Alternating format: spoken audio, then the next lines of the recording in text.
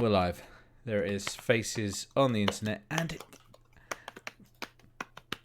rocking and a rolling. Something I'm flowing. And so on. Great song. That's the stupid Star Wars thing, isn't it? That I was singing. I love that song. You play that same song? Yeah, I love that song. Yeah. Yeah. Well. Right.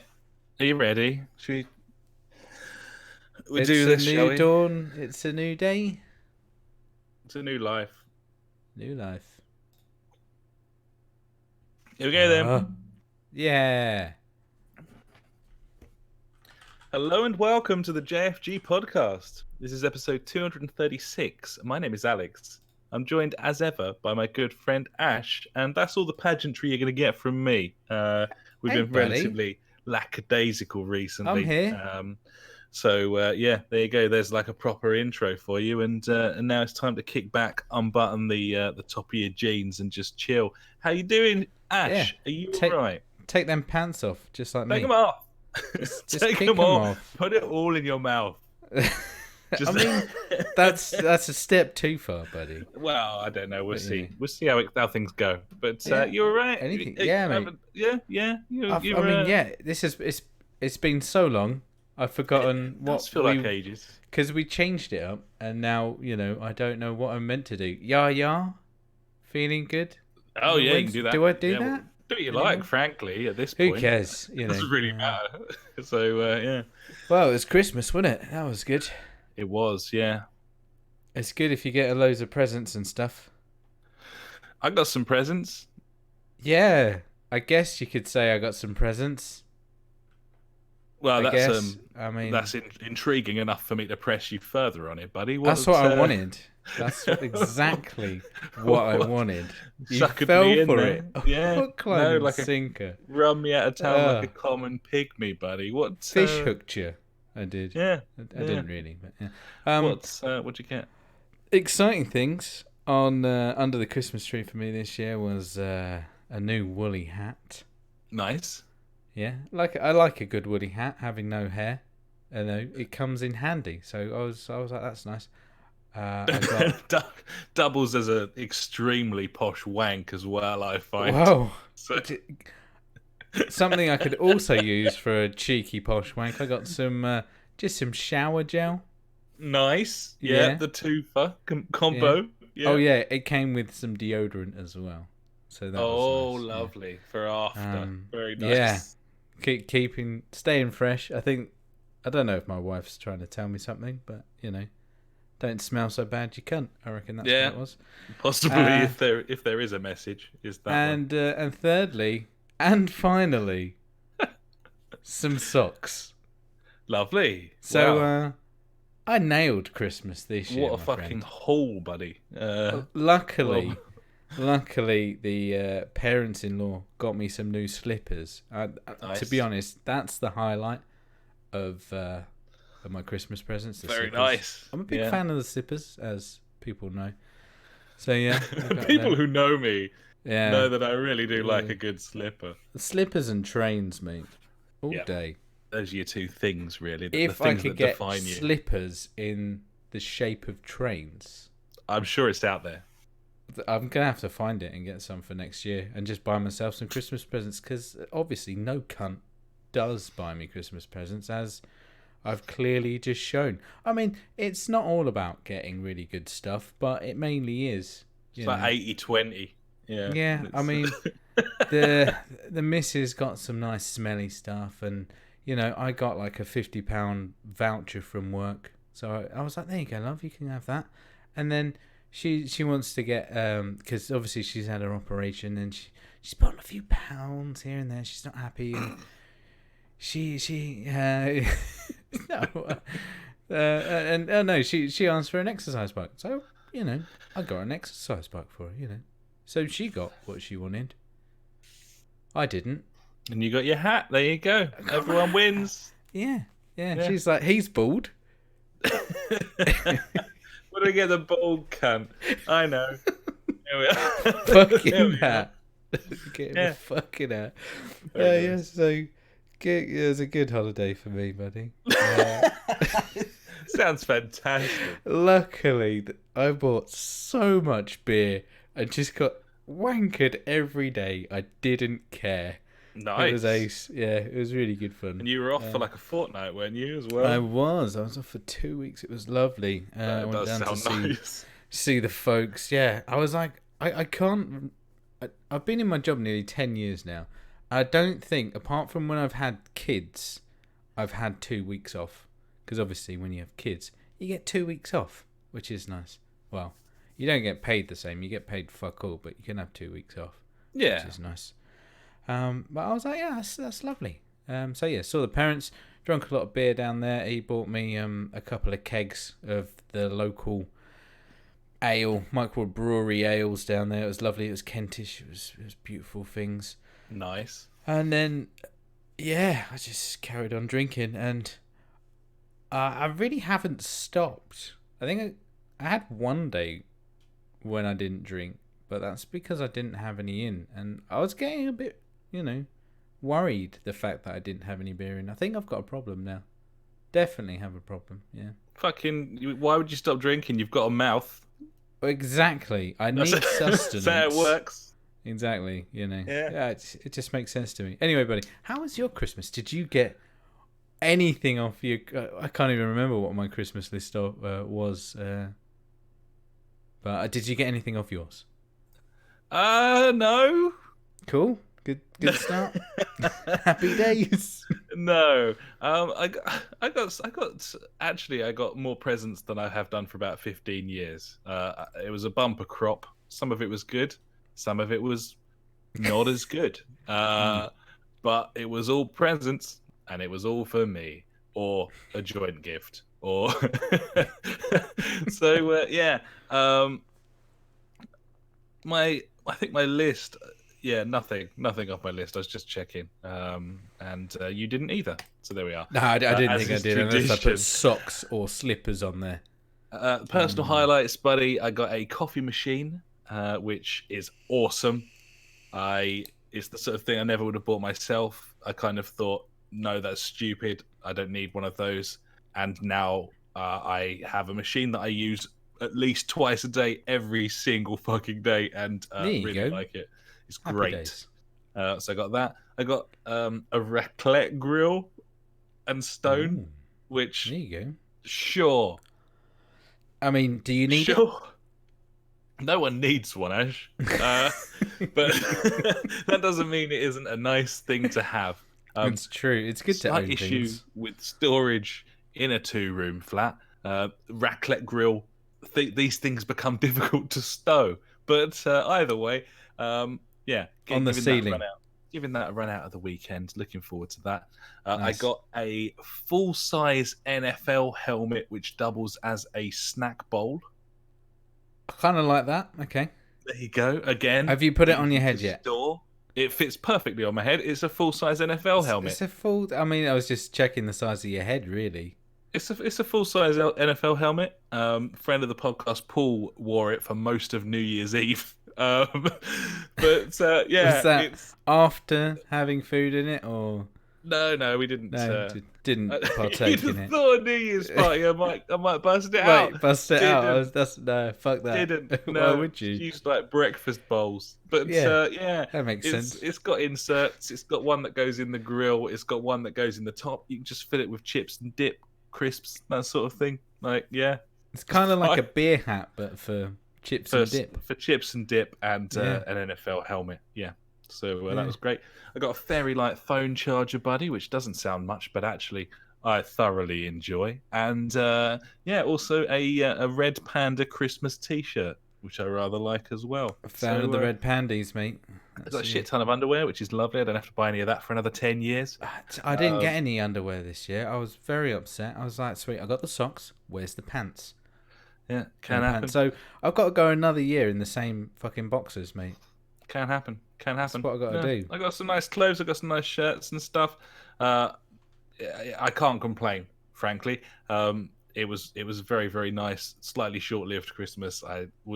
My holiday season was peppered with work. So I think the longest I was off in any length of time was 4 days before I had to go back to work again. Yeah. Which kind of sucked balls.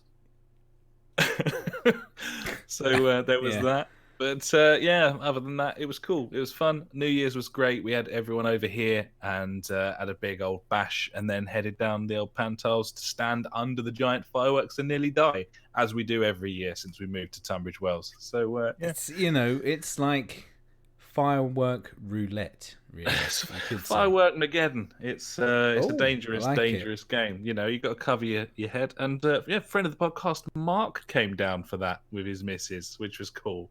So Nice.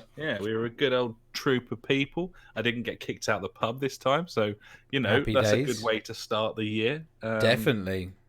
And all in all, mustn't grumble, buddy. I didn't get any video game stuff whatsoever. Nah, me neither. That tends to be the way things go these days, but not to worry because before Christmas, I put the hints out like, oh, my controller seems a bit broken as well. I guess I'll just use the kids' ones when they get the new ones. I did that too. And I thought, oh, maybe I should take the hint and be like, oh, I'll just get him a new controller. That'd be nice. Mind you, after Christmas, in I don't know, a few days after Christmas, some family members got me looking on this site called John Pie. This is an auction website. Right. We bought our cooker off there for 80 quid. It was meant to be like 250. It wasn't damaged or anything at all. It was just missing the trays things on the inside. But because it was the same make as our cooker that died, our old ones fit, which was nice. So a lot of saving. I didn't think anything of it at that time. But they said, oh, Ash, have you looked at this? There's loads of like controllers on there. I was looking through, I was like, oh, fuck.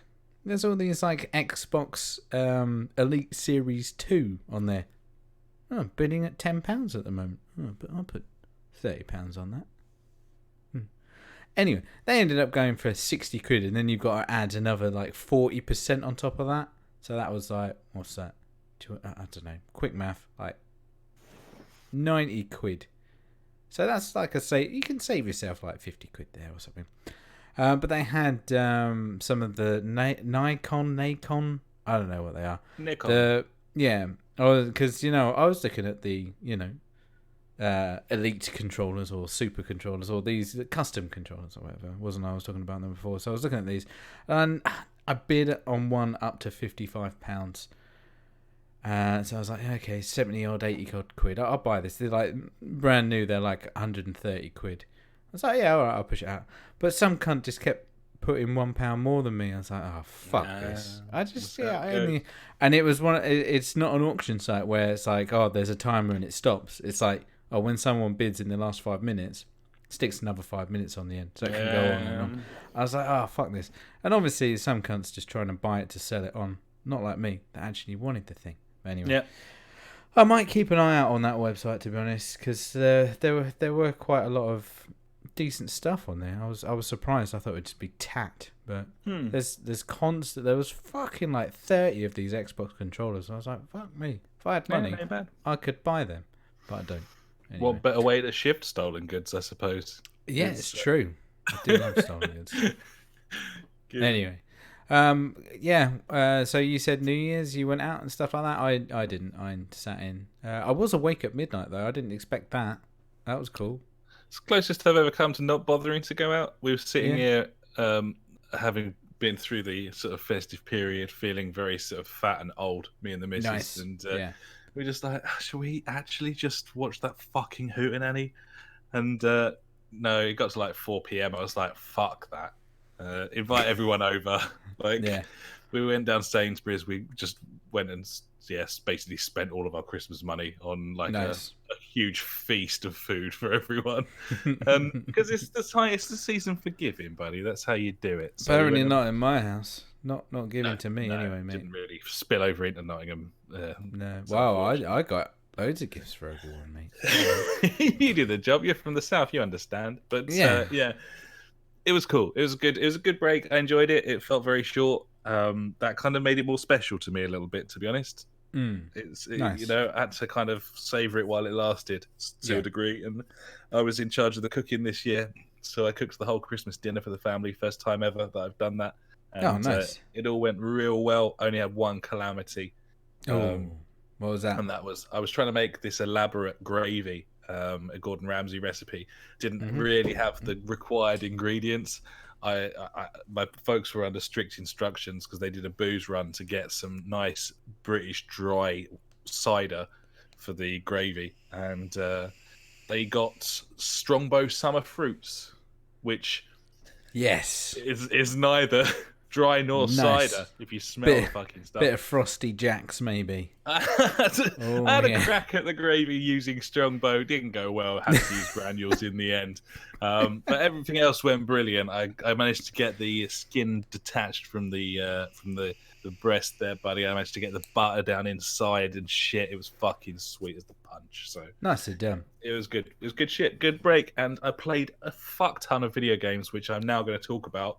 Because that's what this is. That's what this is. This is a video game podcast. That's the topic. Before we go there, buddy, I'm drinking the Shipyard American IPA. What are you drinking?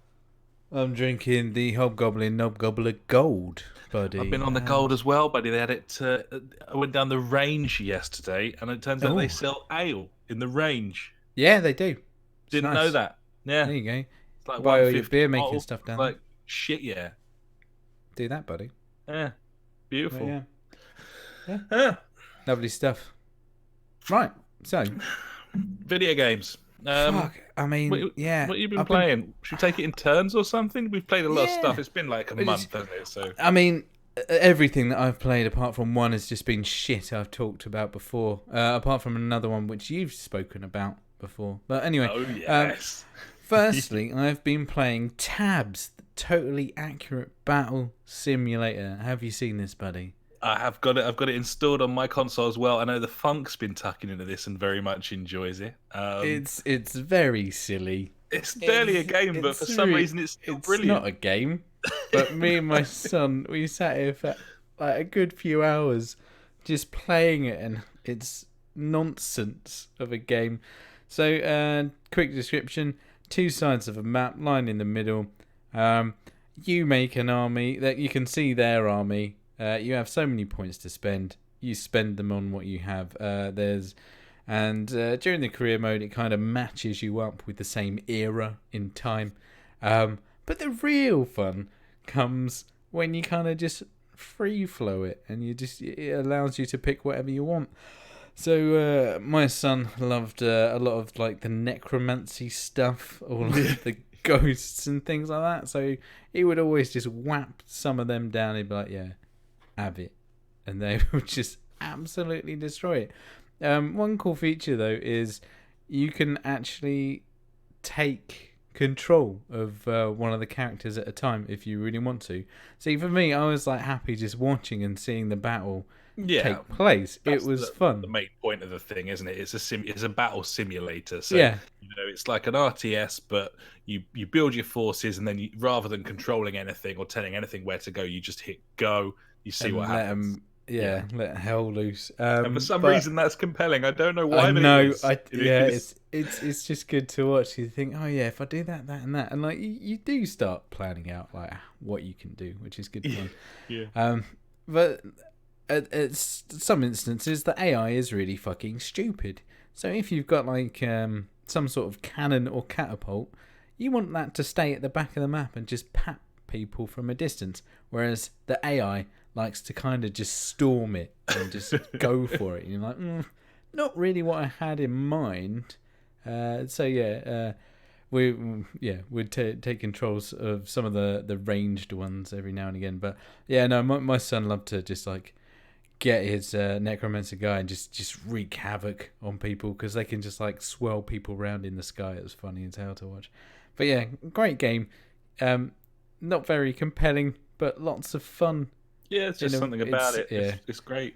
It's really cool. It is really good. Definitely worth. Obviously, that's on Game Pass. So if you've got Game Pass, it's on PC and Xbox One. So give it a worth whirl. noting, it's one of these sort of few games that Microsoft have kind of commissioned to be in sort of alpha or on the console. It's not something they do that regularly, but it is kind of listed as a preview, and it's essentially a pre-release version that you can play on there.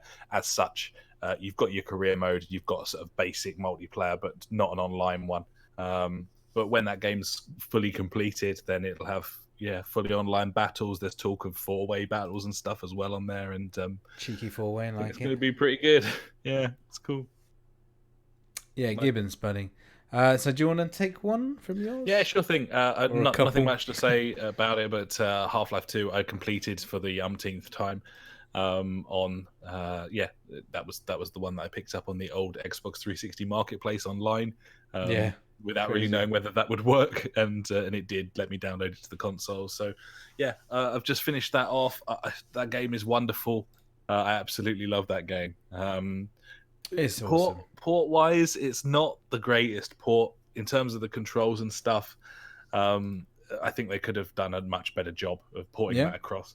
And I don't know if the backwards compatible emulation is affecting it in some way, but I don't remember it being quite as just a little bit woolly. But then I may be misremembering things, because I think, over the last 10, 15 years, first-person games, they've just tightened up so much with the controls that... True, there is that. They were woolly back in the day, and it was all about mastering them. But it's fucking fantastic. Finished it off.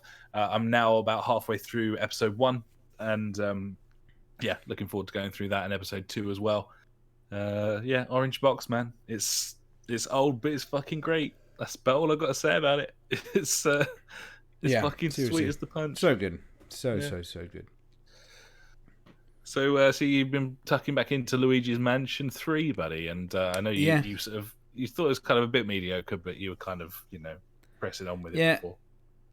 As with most of these games, just been playing with the kids. Luigi's Mansion 3, it's a good enough game to play, buddy. It's enjoyable, it's nice and simple, it's not too taxing, but like it's got quirky little puzzles in there, which keeps me entertained, as well as the kids. It's a good game. I have realised that the Switch is a complete piece of shit, though. 2019 was the year of realising that the Switch is a piece of shit, I think. Are you talking like power wise or everything wise? It's just pants in it, really. It's all right as a mobile device, I guess, like a mobile console or handheld.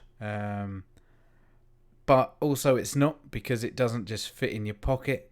You always have to have a bag with you if you want to take it with you. It's much like having a tablet in the same way.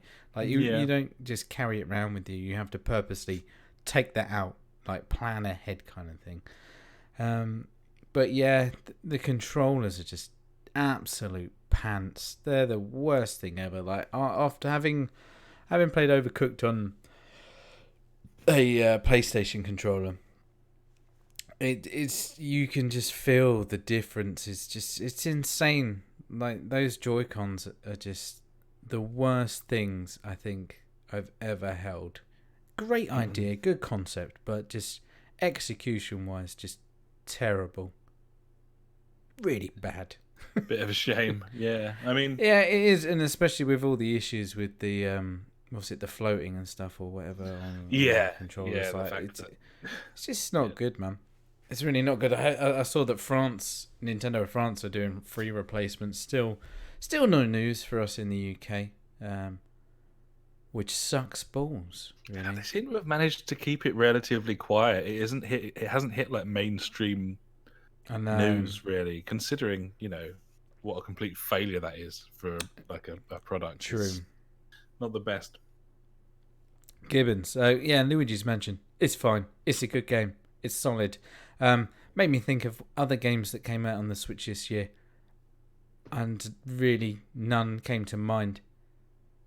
So, once again, proving the point that the Switch is a pile of wank. Well, I think the thing that's really tarnished it this year is last year rather is the anticipation for that Pokemon game, and then it comes out and bombs. and just, people are like, no, this You know, It's not great. I did. reviewed pretty I poorly. have played a bit of it, but it. I was like, no, this doesn't capture any of the excitement or joy of previous Pokemon games that I've played. At least Pokemon Go had its, well, it was like the original one, wasn't it? So Yeah, I mean with a that twist in a way. they've always been dining off this like quirky nature and brilliant first party titles, but when those start falling down, especially Yeah. alongside when they're pushing shit that people don't like at this point, $5 a month to play Mario on your phone and that sort of thing, like Fucking sweet. it's just not good, is it? Like it's No, I mean but they've had a great year sales wise in terms of yeah, and I'm sure they're gonna have a better one next year. I'm sure probably they have yeah. to. I mean, it's the only handheld that's out, really. So Yeah, they haven't got any competition apart from no, tablets. it's true. But And it's the only console aimed at kids these days as well. Like, yeah, both the other consoles are trying to be a bit more for adult audiences, I think. yeah, So, totally. yeah. Well, Yeah. best of luck to him. I think it's balls. I don't care. It doesn't affect me, so it's fine. Yeah, true. Yeah. Oh well. So, what else have you got? I suppose the one that I should probably talk about the longest, or at least in most detail, is Control, which I really wanted to play before we did this podcast, before we started talking about our favorite games of 2019, because I suspected it would be in there. And obviously, it's a Remedy game. I've always had a massive hard-on for Remedy. Like, they just create these wonderful but slightly flawed games. Yeah. Max Payne, it was like amazing, but occasionally you had to trundle along a bloodline, and that was fucking annoying. You had Alan Wake, which was really exciting, really cool, but Yeah. had massive pacing issues. Like, and then like Max Payne 3, kind of similar. Like it was great. Have you played Quantum Break? Yes, I have. I played all the way through Quantum Break, and I thought it was really fun, Mm-hmm. but invariably the story was a bit balls, and it had a lot of potential and informed a lot of the design for Control. So really, I would say Control is like the perfected version of Quantum Break in terms of the sort of controls and everything that you have in terms of how the game sort of operates, Yeah. the powers that you have, and so on. So yeah, Control is a single player, third person shooter. You enter a building like looking for your brother. You're there for a job interview under sort of false pretenses. The whole place is like gone to shit, and you quickly realize that there's a lot of sort of supernatural, alien-y sort of stuff going on. To talk too much about the plot would be to give the game away, and I wouldn't want to do that because it's the best thing about it, to be honest. Oh, nice, cool. But the most important thing is the idea is that you're in this huge building, which is like a sort of FBI MI6y sort of Men in Black-esque kind of thing. Yeah. And as such, it's a labyrinth, and that's the whole point of it. The building itself is almost as much of a character in the game as any of the sort of non-player characters are. And Nice. it's a very interesting story, like really quite cool. There's loads of amazing art direction here, and wonderful animation, a great selection of enemies, and you feel like an absolute badass in this game. You know your powers are, you can fly, so it's kind of a hover that you slowly upgrade more and more. You can pick up all objects like force powers stuff and chuck them at people, and it feels fantastic to play. It looks great. It's well voiced. The script is good. The music's great. There's not enough of it, but you find stereos along the way, and that kind of does the job. There's so many wonderful ideas in this game, switching between different dimensions using a pool light, like a bathroom light. Trying to find your way out of a sort of ephemeral, limbo-esque motel by each time you ding the bell, like different doors open, and you've got to kind of work out what you're going to do in each room to progress and eventually get the final door open where you can get a key and leave. It's eerie and sinister and atmospheric and quite frightening in places. It's a fucking wonderful game. However, um, there are massive problems with it. One of them is performance, which it got an absolute kicking for when it first launched. It's been Yeah. patched heavily since then. I've no Okay. doubt that it'll run fine on the Pro and on the X. But speaking as a base console peasant, I can tell you right now that the PS4, this thing fucking chugs on a regular basis, and if it chugs on the PS4, you can imagine how it runs on my little shit heap. Like it's Yeah. not good cotton. So yeah, that's a major issue. And to be honest, it's not the sort of thing that I care about as much as I used to.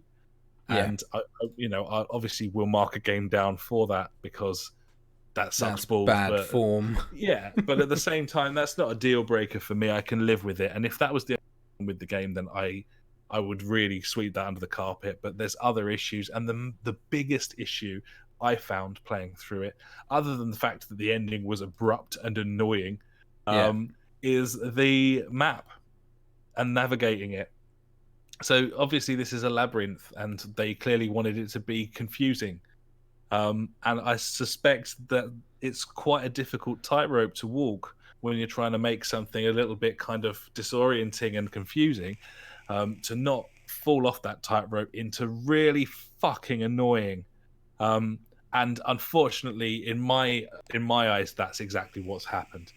The number of times I spent upwards of 25 minutes trying to find where to start a quest because I Fuck off, can't really? read the overworld map. I can't get there's a room and I seem to be in it, but no, I'm above it. It's a level below me, and there's nothing obvious that suggests how to get to that place. You can't turn on any sort of like waypoint, GPS.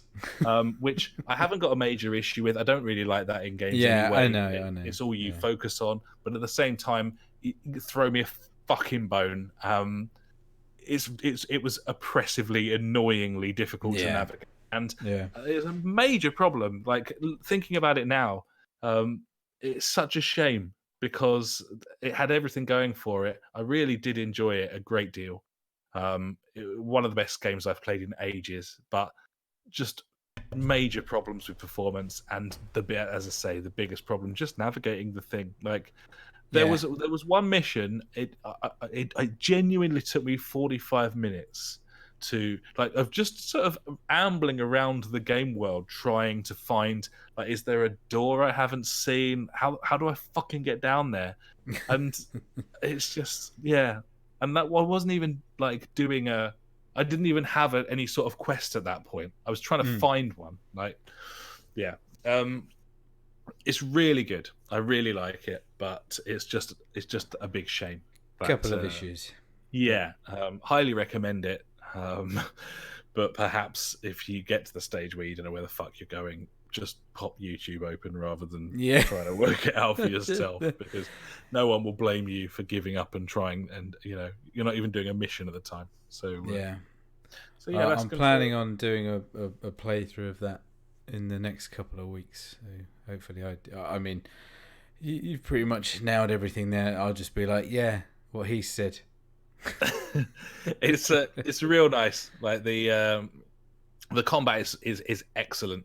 It's very satisfying, very frantic. It's a lot of fun. It's just a lot of fun, and that's what it should be. And yeah, that's what Quantum Break had the makings of. You could do stuff with like force power throwing objects and putting people towards you and stuff, but they hadn't quite nailed it down. And this really does. And some of the stuff it does with level design, once you finally get to the fucking levels, is absolutely amazing. Like this game does stuff with its environments that I've never seen any game do. It's thoroughly unique to cool. Control, and it's not often you can say that in this day and age. No, it's nice to see that something new has come out of, like we go like we speak about Half-Life 2 as such like a big game changer for gaming in general, but it's nice to see things push boundaries that haven't been done before. absolutely, and yeah, just really fun, really clever, and a good laugh. Enjoy.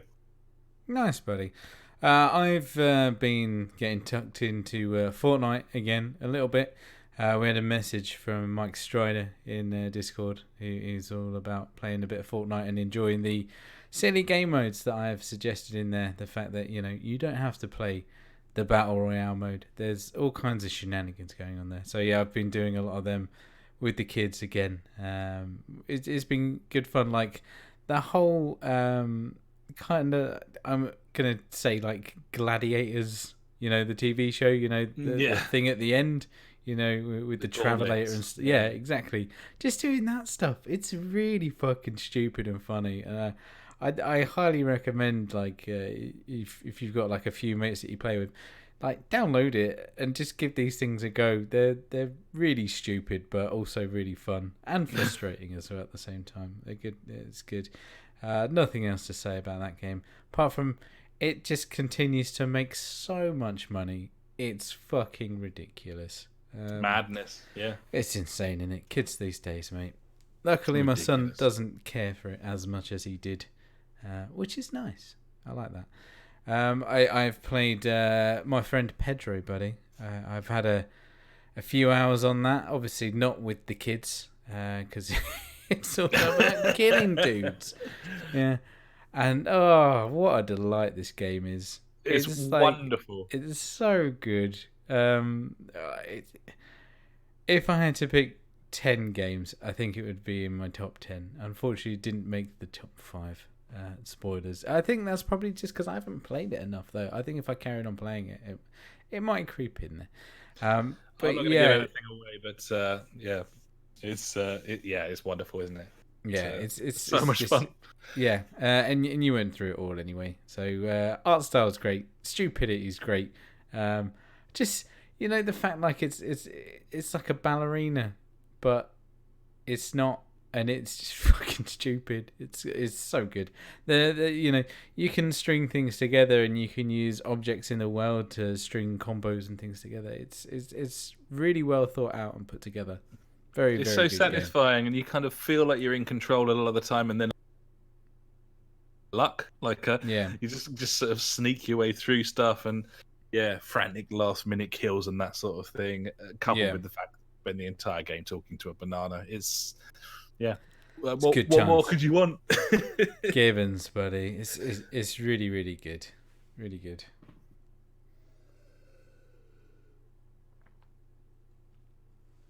Oh god, I need more beer. Alright, what else? You've got loads more to go through. You take the reins for a while, because I'm pretty much done. Roger Dodger. Remnant from the Ashes is something that I've been playing. And it's not on PC on Game Pass. No, which sucks balls. I've not played a great deal of this. I've been kind of tucking into a selection of co-op games with a friend of the podcast, Funk, because he picked up a little shit heap of his own over the Christmas period. He's got his own shit heap. Lucky guy. £150 for those right now, and 3 games. Yeah, 3 games, 3 games worth of console for Game Pass for £1 for 3 months. Mm-hmm. And 130 games to play. So, Remnant from the Ashes. It is. It's hard not to describe it the way that the sort of the laziest way to describe it, which is this is a co-op version of Dark Souls crossed with like Destiny Strikes, I suppose, in terms of it's got a bit of looter shooter about it, but predominantly it's rock hard in a sort of Dark Souls-esque sort of way, and it's co-op with up to 3 players. So the world feels very bleak. It's post-apocalyptic, but you've got a lot of weird like monsters and stuff populating the environments. This has got save point bonfires in it, and then you go on a run through the level, and if you die before you get to the next save game bonfire, you have to do that entire bit again. So it's very unforgiving in that respect. At first it felt like oppressively difficult to us, but we played it for a couple of hours, and by the end of it we were feeling like relatively powerful, like relatively proficient. If we were not stupid, like run and gunning. Yeah. It's quite tactical, I think, in that respect. There's a lot of different enemy types. There's a lot of bullshit here. There's like a hub area that you can go back to do all your upgrades and everything. Standard. I love a Now, good hub. Yeah, it's incredibly important to me. I rather than being able to do anything Just in a intuitively, menu. I Just do have it to in a menu. fucking no. I have to load back to a hub world, buddy. It's fine. Like Xbox One S loading times Yeah. are abysmal. I mean, So yeah. going back to put a fucking bolt onto my shotgun or whatever, it's fucking stupid. Yeah. That's what you want in games, mate. It's pretty annoying. Yes. It controls really nicely, though. It's kind of got a bit of gears in the way that it controls. Yeah. Shit, then. And it's to a degree. It's a cool game. I like it. I like the difficulty level. It's one of those games that because it's so hard, but you're playing with friends, it feels very satisfying when you achieve things. You got a mutual sort of like it's just camaraderie going on there because of the difficulty spikes and that. The story seems balls and relatively uninteresting. But in the grand scheme of things, if someone said to you, I now present you with 100 compact rock hard levels you can play with friends, I'll take a slice of that. Mixture of hack and slash and mid-range shooter that controls reasonably well, then you'd be well up for that. Sounds right up my street, mate. Yeah, so I think you would like this. It's cool. It's decent. I'll see if it's got crossplay or anything. It could be maybe I'll worth just a fucking purchase. pick it up. Yeah, I'll give it a Google. It's worth a look. You talk about your next game, buddy. Westerado, buddy. I've been playing Westerado. This game's excellent. It's it's like an old school 2D like a Pokemon RPG-esque sort of thing. In like like old Zelda or something. It's all sort of it's kind of ghetto. It's really sort of faux faux ancient. So there's a lot of stuff that made me laugh immediately in this game. A lot of exposition that's kind of fourth wall breaking. A lot of all of your dialogue options are written in cowboy style. So instead of I, it's always R, like AH. Yeah. And you just you read it to yourself in your head and immediately I just was laughing at it. It's really funny. The stuff like, oh, you need to go to bed now. So you go up to the bed and you're just a 2D sprite standing in a bed. You just sort of clip through it and then it fades out and comes back and it's like the morning and the music changes. There's no animations there whatsoever.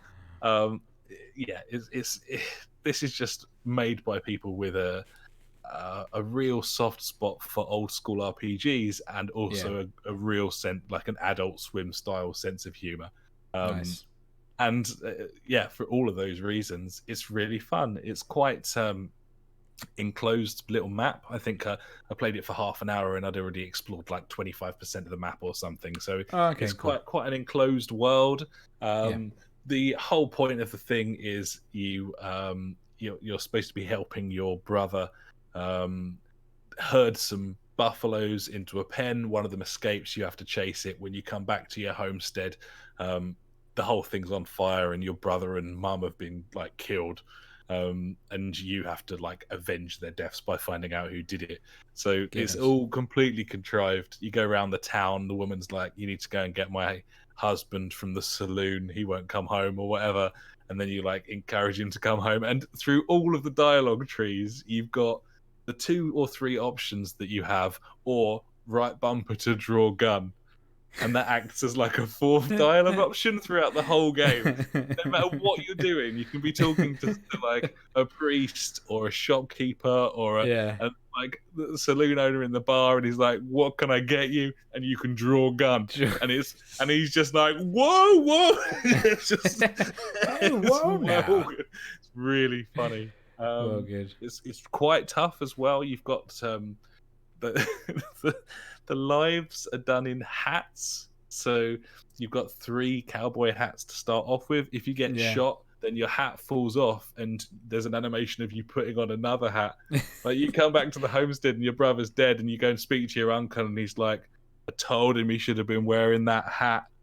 Like, it's fucking funny. Nice. Hopefully, me sort of gushing for 4 or 5 minutes about that has encouraged people enough to give it a burn. Give it a go, yeah. Why not? It's really fun. I really like it, and it's on Game Pass, buddies. So yeah, give that a burn. It's fun. I like it. It's cool. That's Westerado. It doesn't look like it's on PC though. Probably super cheap on Steam, if I had to wager a guess. But yeah, if you like old school RPGs, then I think you'd really dig this. It's kind of almost like a sort of Monkey Island-esque take on that sort of old school kind of game design. Yeah, and it just kept making me laugh. Like, how rare! I'm just reading speech bubbles on like a 2D 8-bit game and laughing out loud to myself. It's something special there. nice. So yeah, there you go. I'll whip through a couple more because some of them I didn't play for very long. Human Fall Flat is an awesome game. We had loads of fun with Gang Beasts on game night, and that gave me a hankering for some co-op based Gang Beasts-esque gameplay. So Human Fall Flat's where it's at. There's like 8-9 levels now, like really long levels on that thing now. So that's really fun. That's on Game Pass. Also on Game Pass, Goner Blueberry Edition. This is a rock hard Super Meat Boy-esque 2D platformer. Beautiful art style, really clever. It kind of draws the platforms around you, so the whole screen's sort of blank apart from the portion that you're standing in. So to make it extra specially difficult, you as you move, it kind of draws things in and draws enemies in and so on.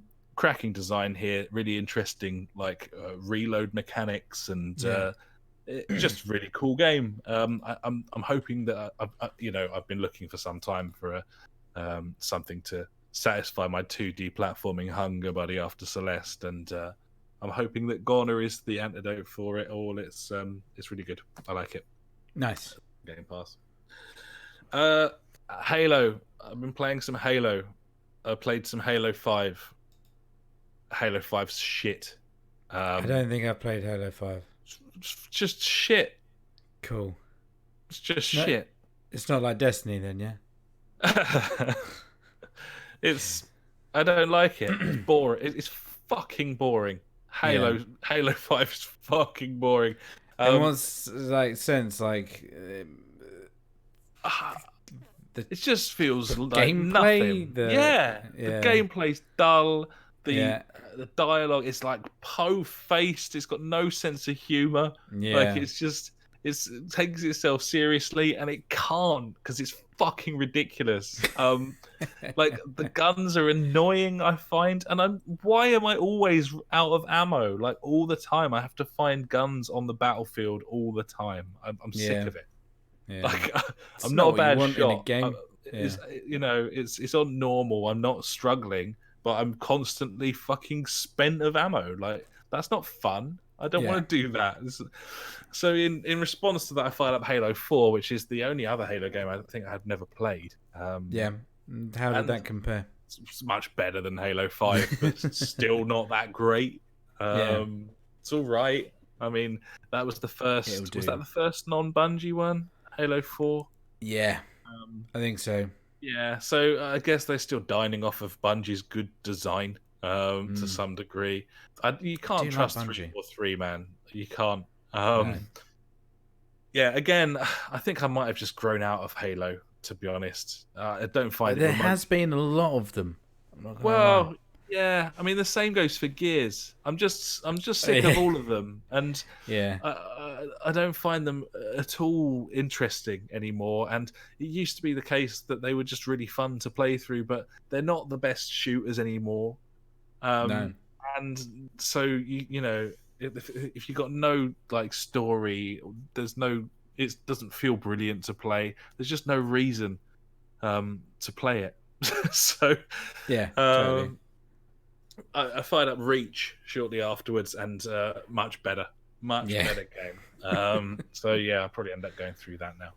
nice. The Outer Wilds, it's been getting Game of the Year on multiple websites. I Yeah, can't understand why. I've tried really hard to understand why, and I've failed. I didn't really like it when I first played it. I find it very annoying having to do the same thing over and over again. Um, I think I'm missing the point of it. I guess it's not for me, but it's a game where you are some alien and you are an astronaut and you talk to a load of people in a town, and then eventually you are taking off in a spaceship and exploring your small sort of galaxy. There's maybe like 8 or 9 planets. Um, so that's all great, but in the middle of that sort of intro sequence, you a statue like entrances things or something, and basically it becomes like a Groundhog Day thing where you can die at any moment, and every time you do, it puts you back at the start. You've still got all of the knowledge and dialogue choices and keys and stuff that you learned from your previous runs, but yeah. it's got that roguelike sort of thing going on. It looks really nice. It's beautifully made, but I just can't get into it. I've tried really hard. I deleted it initially. I've reinstalled it since, and I've probably put 4 hours into it now, and I'm now very, very confident that not only It's not for you. it's not for me at all, and I don't understand why it's getting so much praise. It doesn't annoy me. It's just one of those things, but I don't get it. I don't get it, frankly. Yeah, It's like don't a know. roguelike, isn't it? And they're shit.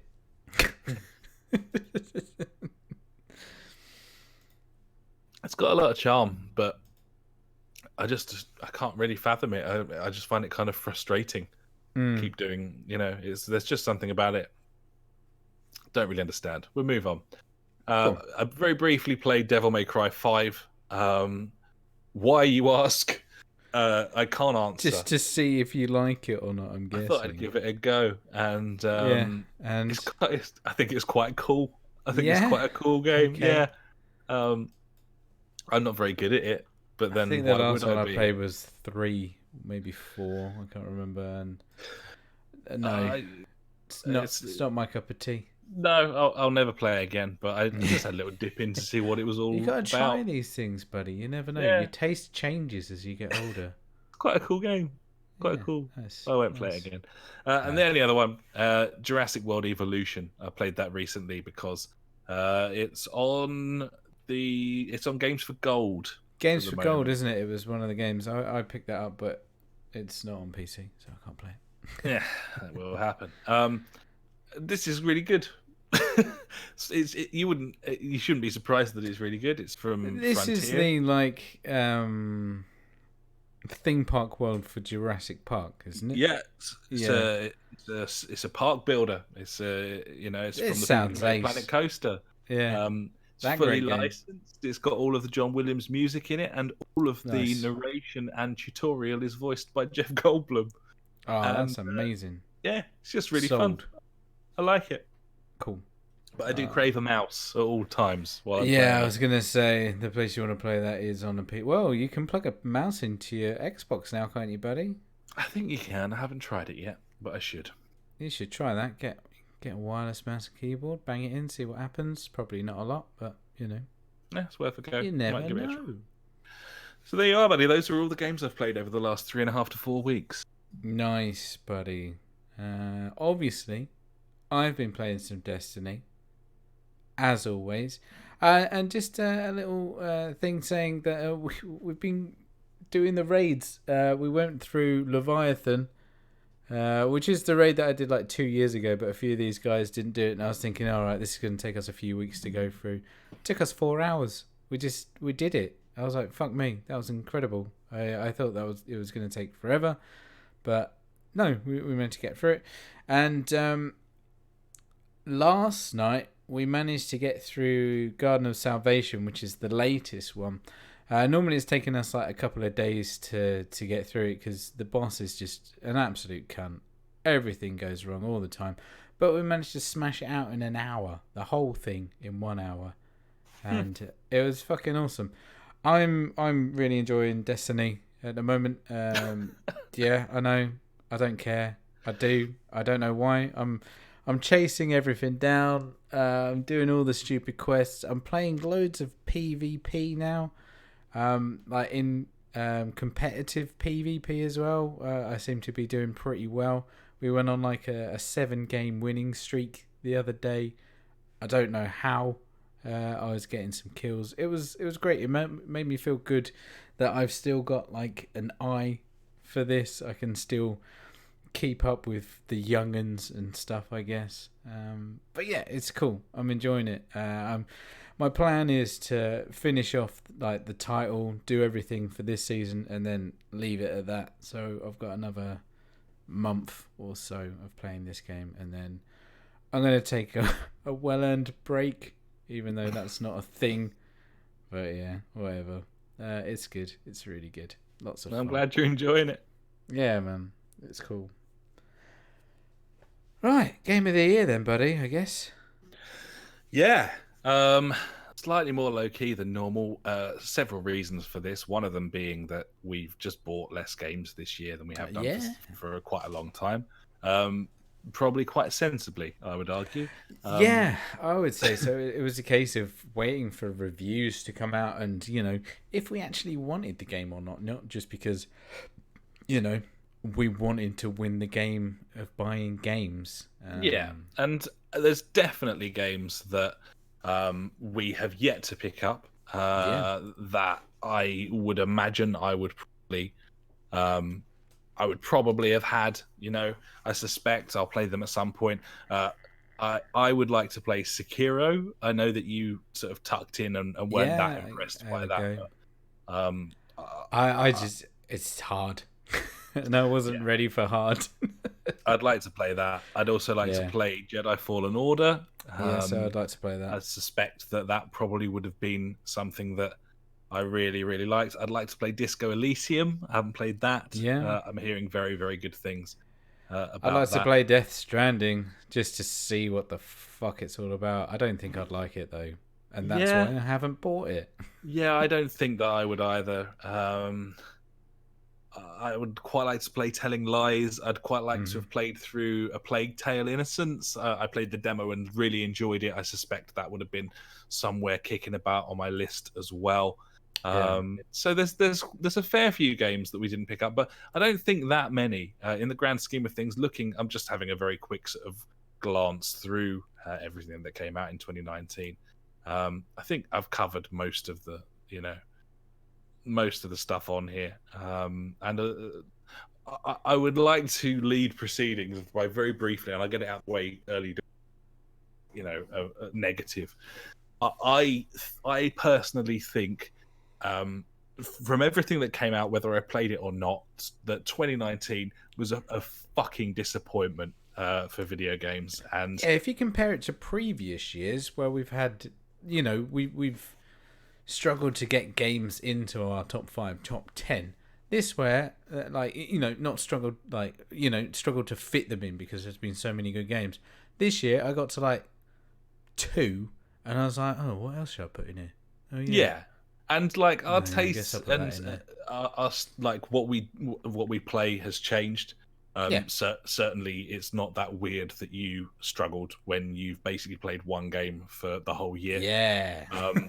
But I've played loads of games. My final count of games that I played this year that came out in that I played in 2019 that came out in 2019 was mainly courtesy of Game Pass was 39. I played 39 games. Damn.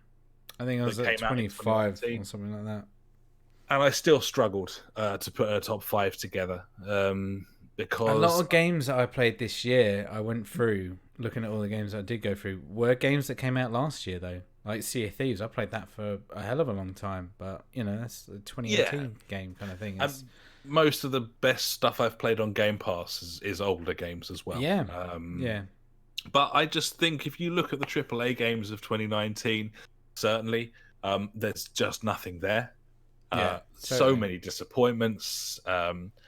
Metro Exodus was a baffling disappointment to me. Borderlands 3, like, who cares? I've got it. I haven't played it, and I will, but that would have probably been in my list, I reckon, Borderlands 3, but Ubisoft's entire output for 2019 was a complete waste of time.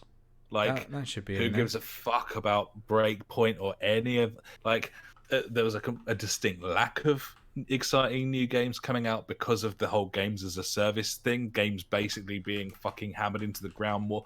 Look at the new content to consume. Fuck that. It makes for a shit year in video games, and that's exactly what we got. Now, a lot of people would argue that, the strength to strength progression of stuff like Fortnite, Apex Legends coming out, like, a lot of people probably would have had that up there. But for me, like, in a year where I'm struggling to keep football and racing games out of my top 5, a year where people are talking about Call of Duty as a possible Game of the Year contender, mate, that's a bad year for games. Game though, it is what it is. Having said that, I'm very pleased with my top 5. I've got a diverse collection of games here, and mine's not. And yeah, I suppose I'll kick things off, shall I, buddy? Yeah, just crack on, buddy. Go for it. My top 5. Number 5 is The Outer Worlds, not to be confused with Outer Wilds.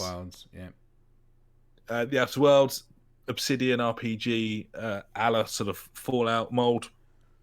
I thought it was a really good game, a really cleverly built game, beautifully polished, lovely dialogue choices, really fun and enjoyable to play through, great combat, everything 8 out of 10. And it's not a masterpiece, but it does what it says on the tin. It does everything well, and for that reason, it snuck onto my list. It was slim pickings, frankly. And I think any of the last 5 years, this thing doesn't get anywhere near my top 5 or top 10. In 2019, that's where we are. So that's what it is. Outer Worlds. My number 4 is. I was going to say, do you want me to do my number 5? Oh yeah, go for it. Yeah, should we do that? Okay, my number 5 is Wreckfest, buddy. Yeah. We play a lot of racing games. You like racing games a lot more than me, but I still enjoy them a hell of a lot. And for me, the enjoyment for racing games really came out in Wreckfest. The handling model on this is superb. I think it's fantastic when you start drifting a car round corners and being able to just get your foot down at the right moment to catch it and everything. And then you've got like the stupidity of it being a massive bumper car rally-esque kind of game as well. It's just really well put together. It looks fantastic. The cards are hilarious in some sorts, as in, one's a sofa, buddy. How is that not fun? You can do a race as a lawnmower.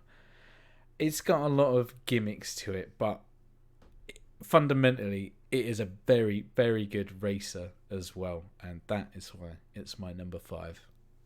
Like it, buddy. And basically, the reason that's not in my top 5 is because I felt that I could only put one racing game in my top 5. That's fair, dude. Which I suppose spoilers ahead, but probably would have guessed anyway. But Wreckfest, it's a wonderful game. As you say, it's just fucking fun. It's just really fun. Totally. It's really cool. Good. So yeah, those are our number 5s. My number 4 is Control. Nice. I have already gone. Needs to be said about it, but yeah, it's a fantastic but flawed third-person extravaganza, and I really enjoyed it. It was nailed on for my top 5 list, and it's a cracking game, and I hope you really enjoy playing through it as well, buddy, when you pick it up shortly. Obviously, having not played it, it doesn't feature in my top 5, but I believe it would do. It's like Hitman 2 kind of thing, where we played it in January of this year when it actually came out the year before, so it wasn't in my top 10, but probably should have been, kind of thing. Number 4 now. even though we said that it's a pile of wank, which in some ways it is, Gears 5 is my number 4, buddy, on this. And now, I played this on PC, and this game runs at a solid 60 and just looks absolutely fucking incredible. I haven't seen a game... No, that's a lie. I have seen games. But run so smoothly and look so good, I would say. And having... I started off playing with a controller, and it is... This game should not be played with a controller. Switching to mouse and keyboard, it was just like, this game it's a completely different game. The movement, the aiming down sights and looking around and everything, whatever that technical term's called, it's just a million times better. It changes the game completely. Yeah, it's Gears again. It's still got like the stupidly over the top acting and everything with inside it, but playing this, with a couple of mates and stuff, it was just a lot of fun for me, and I really enjoyed it, and that's why it's at number 4. Fair play, buddy. Yeah. I'd imagine the performance of the game probably does improve things a great deal. Yes, definitely. I've played a fair amount of decent looking games on PC, but the fact that this just, the frame rate was just constantly 60, and I was just like, wow, this is really, really impressive. You have to say Microsoft deserves a great deal of credit for its PC releases in 2019. Yeah, totally. I think so. Considering it seemed mildly gimmicky at first, having the whole Xbox Game Store thing on PC, the Game Pass thing as well. It's like, are they really going to support this and all that sort of thing? But no, they've really, really followed through with it, and this is a perfect example, isn't it?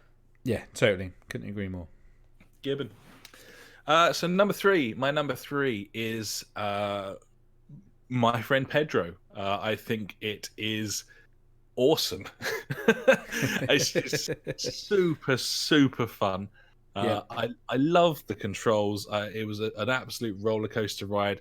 I played all the way through it, and then it kicked me back to the main menu, and I played through it again. I don't remember the last time I did that with any game, but it's just a masterpiece. As I say, I always gravitate towards these games that they aren't necessarily doing a hell of a lot. They've got like a main idea, a main concept or mechanic, and they fucking nail that. And Celeste is a good example of that. And Edith Finch is a good example of that, or Firewatch. And so's this. It's what it does, aka ballet murder. It does brilliantly, and it's just a blast to play through. It's great fun. Loved it. Nice. So, number 3, Call of Duty Modern Warfare. It's there, buddy, because I fucking love it. End of. Okay. Once for me, we've played Call of Duties for God knows how many years now, lots of them, and we fell off we didn't fall off the bandwagon. They turned shit really when Black Ops or whatever turned up, and we dabbled our toes back in every now and again, and we're like, yeah, this is all right, but not great because it's full of wanky stuff. This gets rid of the wanky stuff. It's just back to how it was. Like, I played unbelievable amounts of Modern Warfare and Modern Warfare 2, and thoroughly enjoyed those games back in the day. And this just throws me back into that style of gameplay. It's really good. It's really well put together. There's a lot of things to chase. I like getting my numbers up and all that stuff. It's a cracking game. The campaign's really fucking cool as well. Which, I was just going to say, I don't think there's many single player first person campaigns that I've played recently or enjoyed recently, but yeah, this is definitely one of them. It's very, very well put together, and once again, just like Gears, holds that frame rate on a console, and really, looks the part, buddy. Sure thing. Yeah, Mm. I totally understand. Like, I played the beta and I thought it was excellent. I was really enjoying it. I'm just thinking of, like, if someone had said to you like a couple of years ago that in the 2019 Game of the Year podcast, 2 of your top 5 games would be Gears of War and Call of Duty. I know, right? I'm just imagining like your reaction if someone had said that. Like, it's totally justified and warranted, but I just think it's really funny. It's just going through all the games that, like, we've spoken about the games that have come out this year, and they've been quite lackluster, or we haven't bought them for various reasons or whatever. So I was just looking at games that have like actually made me think like, wow, this is impressive, or nostalgia in some way, shape or form, and this game kind of ticks both of those boxes. Yeah Fair enough. What's your number 2 then, buddy? My number 2 is Blood and Truth. Good because game. It was amazing. It's an amazing VR experience, an absolute roller coaster ride. I think it's fantastic. It's essentially exactly what I bought a virtual reality headset for, and it finally came out in 2019 and didn't disappoint, which is amazing because the expectations from me at least were very high for this game. It's just an absolute like awesome time. I really enjoyed it. It's fantastic. I don't know what else to say about it. It's just great. Yeah, I agree. Let's move on. To your number 2, buddy. What's your number 2? My number 2 is The Division 2, buddy. This game came out early this year. I chucked a good amount of hours into this game. I got to end level, which just means that I put a lot of hours into the game. This is really good. It's one of the best co-op shooters that I've played. They have taken the original Division and added so much more to it. The development of your stats and everything that you can, grind out, all the really interesting stuff that everyone cares about. They've made huge changes to that. But for me, buddy, that means a lot, because that's the shit I like. It's still got the best cover system in any game. Yeah, like the first one did as well, didn't it? It just shits on everything. It's so well done. The only downfall is fucking numbers popping out of people's heads. I don't need that. But hey. Control's got that, by the way. Oh well, shame. But yeah, Division 2. I thoroughly enjoyed my time in this game. I thought it was gonna last longer. Just down to me and the games I play. But yeah, I got to that stage and then it just kind of petered out. I think at that stage I started playing PC games and Sea of Thieves and stuff like that. Just a bit of diversity in there, innit? So yeah, Division 2, buddy, number 2 for me. Good game. Nice, buddy. My number 1 then. Number 1. My game of the year of 2019, or favourite game of the year that I've played, is F1 2019. He loves racing. I do love racing, and the thing is, racing games and football games, they're games I buy annually, and very rarely do they make it on lists, or at least not particularly high up. Yeah, they're not high up in the list. It's like, mid-rangey to bottom most of the time. Because you can make as many as you want. You can make the best football game, the best racing game, but invariably it's a football game, it's a racing game. It's not it's unlikely to be groundbreaking in the way that other genres can be because of the constraints of the sport that they're simulating. It's got to be doing certain things. Now, for that reason, I don't think PES has ever been my game of the year or FIFA. I don't think so, no. And I'm not sure F1 has been in the past either. I think it's been Dizzles. Yeah, I think it was up there for him. PJ, aka the Octopizzle. His names are available. I can't keep F1 2019 off the top spot of my list because Cody's have been making these Formula One games for quite a long time now. I think it was 2008 was the first one. Yeah. So, this is the They've 11th been around in the series. They make steady progression each year. And the last 3 years, this game has been monumentally brilliant. The last 3 F1 games have been the best ever racing game released ever for me. Yeah. 17, 18 and 19. And this year's game, you play F1 2019 assists off with a steering wheel. If you're a racing fan, it's really hard to find any fault with it. Now, there's huge problems online with the AI. That's the only thing that I can find that's wrong with this game. And there's someone who only plays that game mode. That's a shame. Yeah, but that's me. That's me. Yeah. There's issues with the netcode. The AI, it's not up to snuff. It works brilliantly offline. They don't follow each other in a procession anymore. That's what's so disappointing about that particular problem, is that they clearly worked very, very hard on the AI in the last couple of iterations of the game. So for none of that to be visible when you're playing online, for you to be going down a straight and suddenly you're just completely destroyed by an AI driver. It literally just veers across because of probably netcode and connection problems, where the game just doesn't know where you are. It's a major problem, but I have the most fun in that game when there's no AIs in there anyway, and we're just playing with friends. Most people who are playing online, they're not racing with their AI. It works excellent offline. It's a wonderful racing suite. So many things you can do single player here.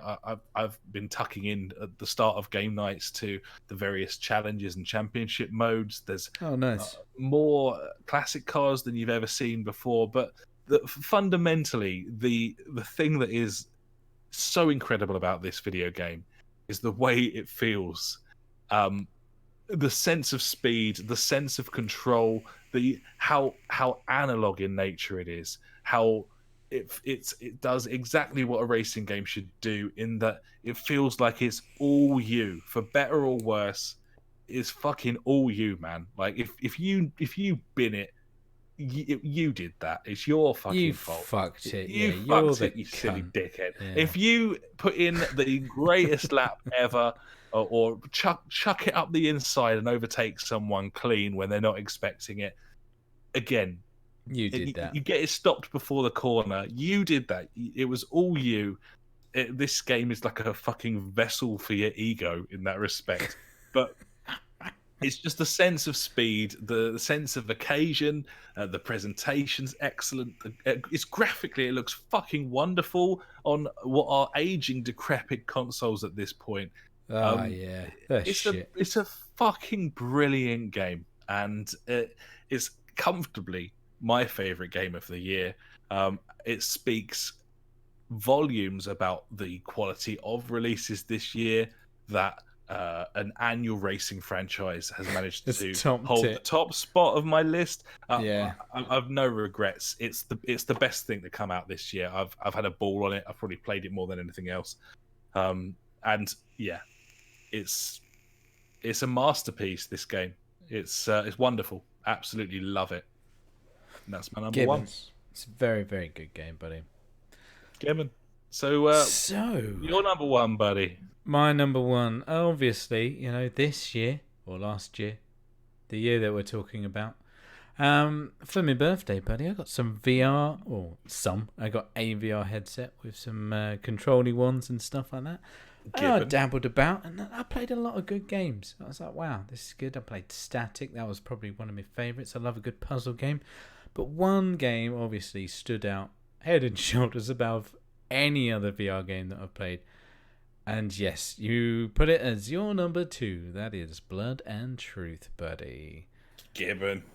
Wowzers, what a game. Didn't it made you feel like you were like 7. Like, you know what I mean? It was incredible.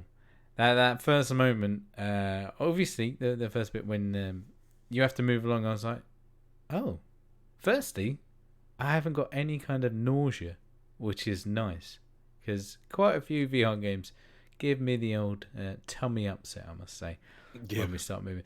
So that was a bonus, and then suddenly it's like, okay, here's my gun, right, shoot stuff, okay, go through the basic tutorial, and then I'm like, oh my god, if I hold this other hand up, it holds it in it, you know, it's like I'm actually doing it. It feels like I'm in the computer, buddy. No, and it's an incredibly good game. It's very well put together. Great storyline. It really fucking stupid, but over the top to the point where I was like, yes, I am totally on board with this.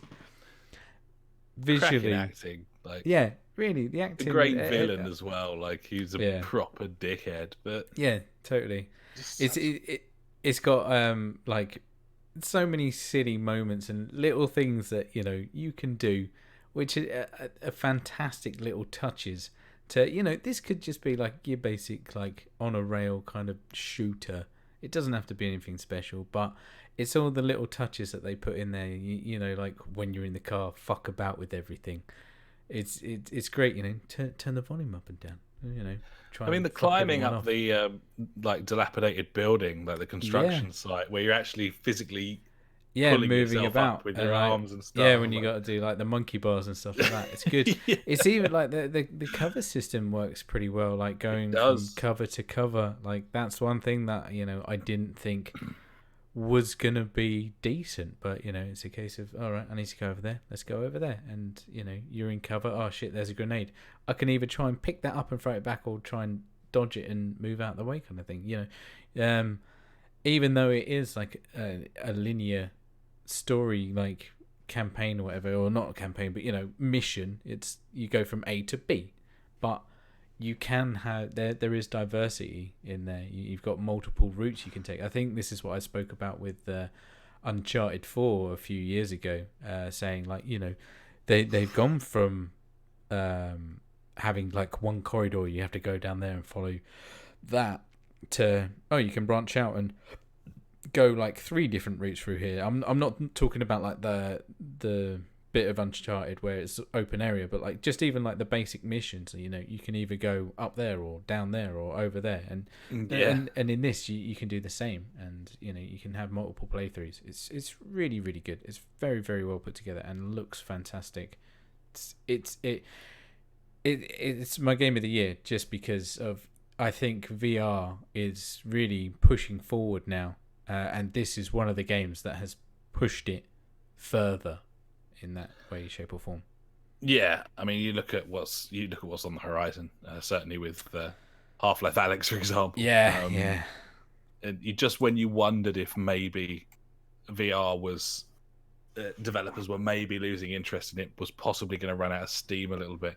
Yeah. Then along comes Steam, and and yeah, I mean, that cements things. That's what you needed. You needed the most famous game developer of all time with the most famous franchise of all time to announce that they were making a VR game, and there you go. That's all she wrote. Happy days. And I think whatever Steam's thing is, it's all sold out or whatever. Is it Links? Yeah, I can't remember what it is. But yeah, so yeah, there's our top 5s. I just want to give an honourable mention to what I think has been the best gaming thing that has come out this year, and that is Game Pass, buddy. Strength to strength, man. I absolutely love it. Despite the fact that the Xbox is underpowered, despite the fact that the Xbox One was a bungled launch, I think they've put themselves in possibly the stronger situation going into the next generation, despite Sony's dominance and the Yeah. fact that they released a more powerful console to begin with, and that is amazing. Like, that should not happen. That, Microsoft should be longing for the next generation at this point, having been fucking bottled through the whole of this cycle, and they've recovered with such an incredible service in Game Absolutely. Pass. It's I brilliant. I think the fact that they've moved to PC with it as well, and it's all just the same thing. Obviously, if you want it on PC, it's like half the price as well. You haven't got to get Ultimate. Like on CD Keys, you can get 3 months for like £7, which is fuck all. I know there's not. I mean, throughout this podcast, I've been saying, "Oh yeah, that's not on Game Pass. That's not on Game Pass." But there's a shitload of games on Game Pass. Yeah, and they'll get there, won't they? Like, and it's just going to keep adding more and more. It's a great service, and I think I'm really glad that I've got my new PC now, and I can just access these games, and the fact that a lot of these games do have cross-play capabilities, and so you can play with your buddies that have got Xbox Ones and things like that. It's very, very impressive, and I think other gaming companies need to look at this model and use it well, unlike Ubisoft, who hasn't used it well. And I don't really know much about EA Access, but I believe it's wank because it's just EA games and they're all wank, really. Yeah, I mean, there's plenty of stuff on EA Access, and the price is kind of, it's priced accordingly. It's not as expensive. But I was looking at it last night actually, because there's Alice Madness Returns is on there, which is I liked the original Alice game, and I've never played Madness Returns. I was kind of interested. I think it's £4 a month, something like that, which is it's not expensive, and you get like a game preview stuff as well. So I don't think it's too bad a service, EA Access, but there's just not enough on there for me. And if you're into EA sports games and they're shooters, you're away totally 100%. But if you're like not, Anthem. You know who likes Anthem. That came out this year as well, buddy. Just to who remind likes you. Anthem. No cunt. No cunt. No cunt. No cunt, yeah. Buddy. So those are our games of the year. Obviously, with you having it first and me having it second, that makes Blood and Truth our game of the year 2019. I think so. Yeah, I think apart from that, we didn't have any that were the same. Like Outer Worlds, I thought about that a lot, and my friend is Pedro. I feel like that would be in there. May have snuck in if I played it. No, it would. Like sack off Gears 5 and then stick that in. I think. Really. Likewise, from what I've heard about Star Wars, I think I probably would have.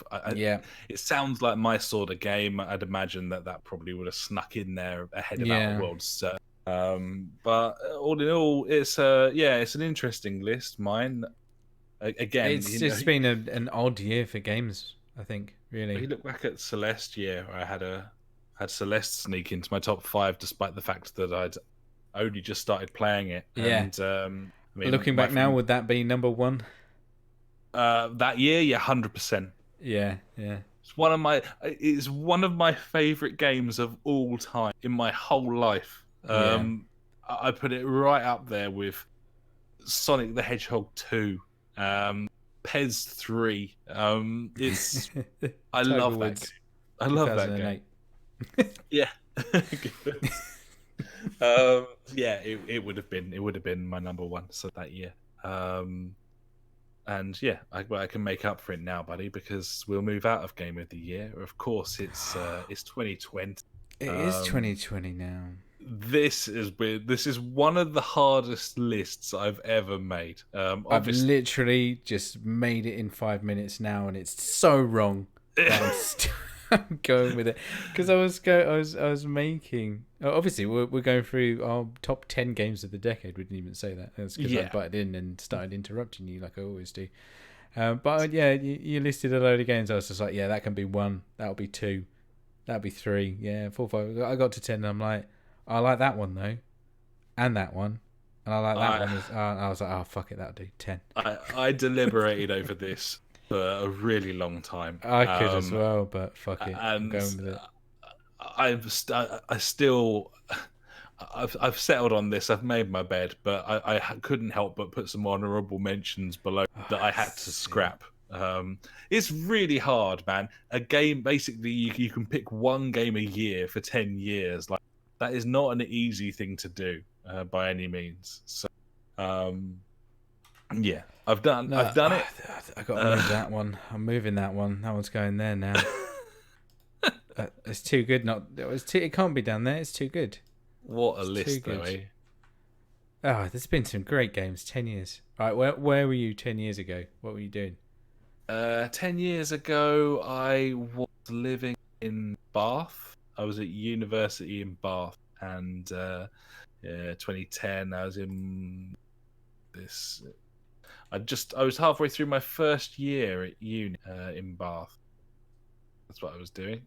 Nice. Hadn't yet met the missus, and it was about this point in my first year in Bath where I managed to hook up my laptop on a shelf to the Wi-Fi and wirelessly hotspot that to my Xbox 360 so that There I you could go. come on for game night and play Get with back on you. game night. Nice. That's what it's all about. But yeah, that's where I was, buddy. I was still technically living at home, but I was at uni in Bath and doing a commercial music degree, which of course is hugely useful. Paid off. Fucking yeah, paid 100%. off. Yeah. Yeah. What about you? I was also about 6 stone lighter than I am now as well. But then that probably goes through all. What about you, buddy? What were you doing back in 2010? I had a full head of hair, which was nice. Lovely. He's got a full Pepe Reina since then. Yeah. These things happen. I was expecting my first child. He was 4 months away from being born.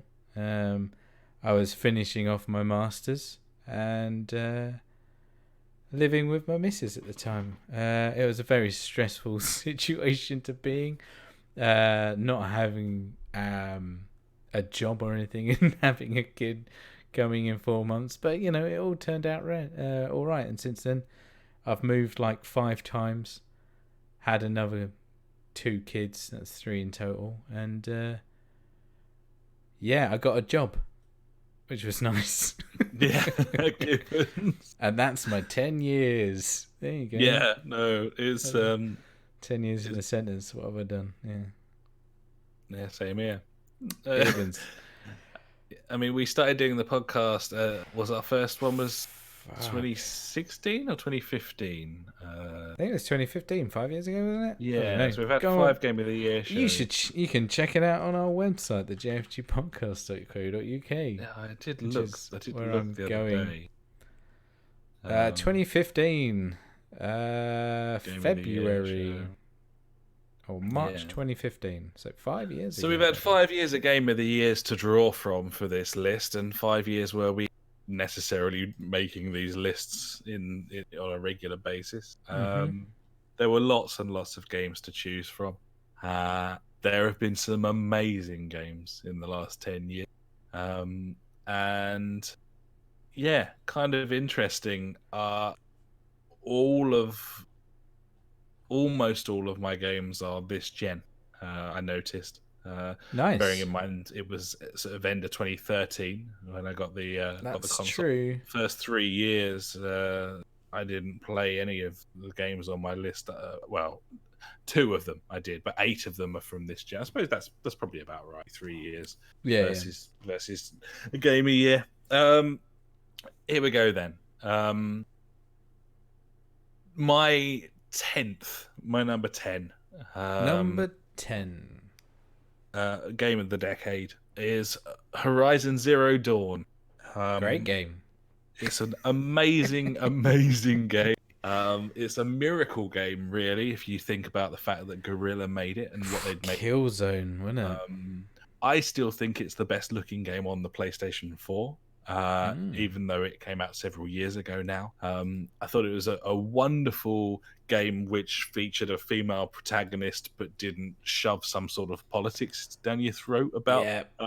It just did that. everything kind of naturally. There was no hidden agendas there. Not really. Like, here's what it is. game world was unimaginably beautiful, and the story was well written. The side quests were coherent and worth doing, possibly as much as the main story was. There's so much gameplay here. The stealth mechanics were wonderful. The combat's wonderful. The main thing, buddy, it had fucking robot dinosaurs in it. It did have robot dinosaurs, and you could shoot them with bows and arrows, and that what's not to like. It just fucking worked. It was a great idea. I saw someone moaning about the fact that you could see the tracks of the robot dinosaurs. Like someone was doing a review of Horizon, they were like, "Oh, it's so like new age video games that you can see like their fucking patterns of walking and stuff." And I was just like in my head, just screaming, "They're fucking robots! They're fucking robots!" Yeah, it's like. Yeah, you're so going on about you're angry because Aloy can remember things. That's what you're angry about. Like, fucking hell, good lord! Robots. They're not even in disguise as well. They weren't even in disguise, buddy. So yeah, my number 10 games of the decade, Horizon. What about you, buddy? What's your number 10? Number 10, best walking simulator ever, Firewatch, buddy. Ooh.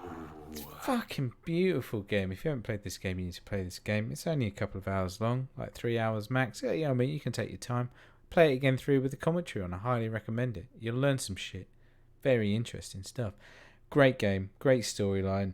Just seat your pants kind of stuff. Not really. It's very relaxing. But every time, I just remember playing that game like for the first time. Every time I'd like climb up a ledge about fucking something scary is going to be up there, something freaky deaky is going to be there. It's going to be aliens or something. There was never any aliens. Spoilers. You were so excited for this thing before it came out as well. And you were it just looked amazing, and I loved it, didn't it? Yeah, I loved the idea of, you're just, you're a Firewatch person. That's it. That's what you are. You've signed up for that. I'm like, oh man, sounds great. And it didn't disappoint. The storyline to it was absolutely fantastic. The dialogue back and forth from the two characters is just so natural, wasn't it? It's so compelling and just rich. It's just like a genuine conversation. The voice acting was superb.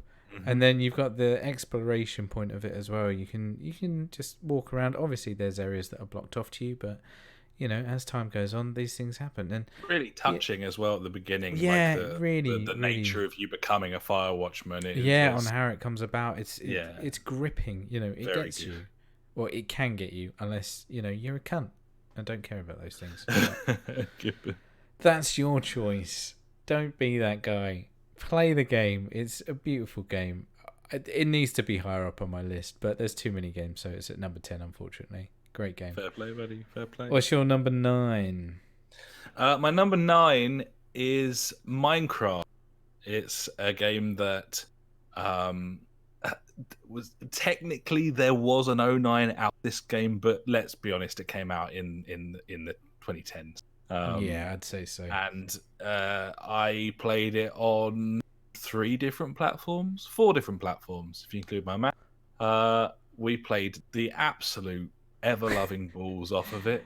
We played it so much. 10 years later, it's still there. Popular. We played all sorts. You essentially sent me your old PC so we could play it together. I was like, here, have this. I've got a new one. Let's play Minecraft. Play some Tekkit. Play some Tekkit, Dozens of hours of that. That was after we'd played it on 360 and built stuff with lots of friends there. PS4, obviously, got it on PS4. Like it's a wonderful, wonderful game. It is what you want it to be. Fantastic. Absolutely brilliant. It's the best sandbox building game to ever come out, in my opinion. And with still actual manages boxes of sand. Yeah, actual sandboxes. It still manages, if you're playing that thing on your own, just like hardcore survival, it still manages to create like a slightly unsettling mood. Yeah. Even though it's die. fucking Minecraft.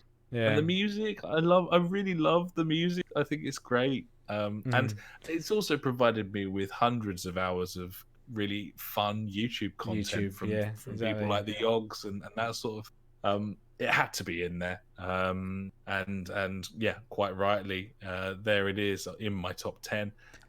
To be honest, it could have been anywhere on my list. It could have been much higher. It's definitely in my top 10 as well, buddy. Gibbons. So yeah, Minecraft has to be in there. Absolute phenomenon, and it's my number 9. What's your number 9?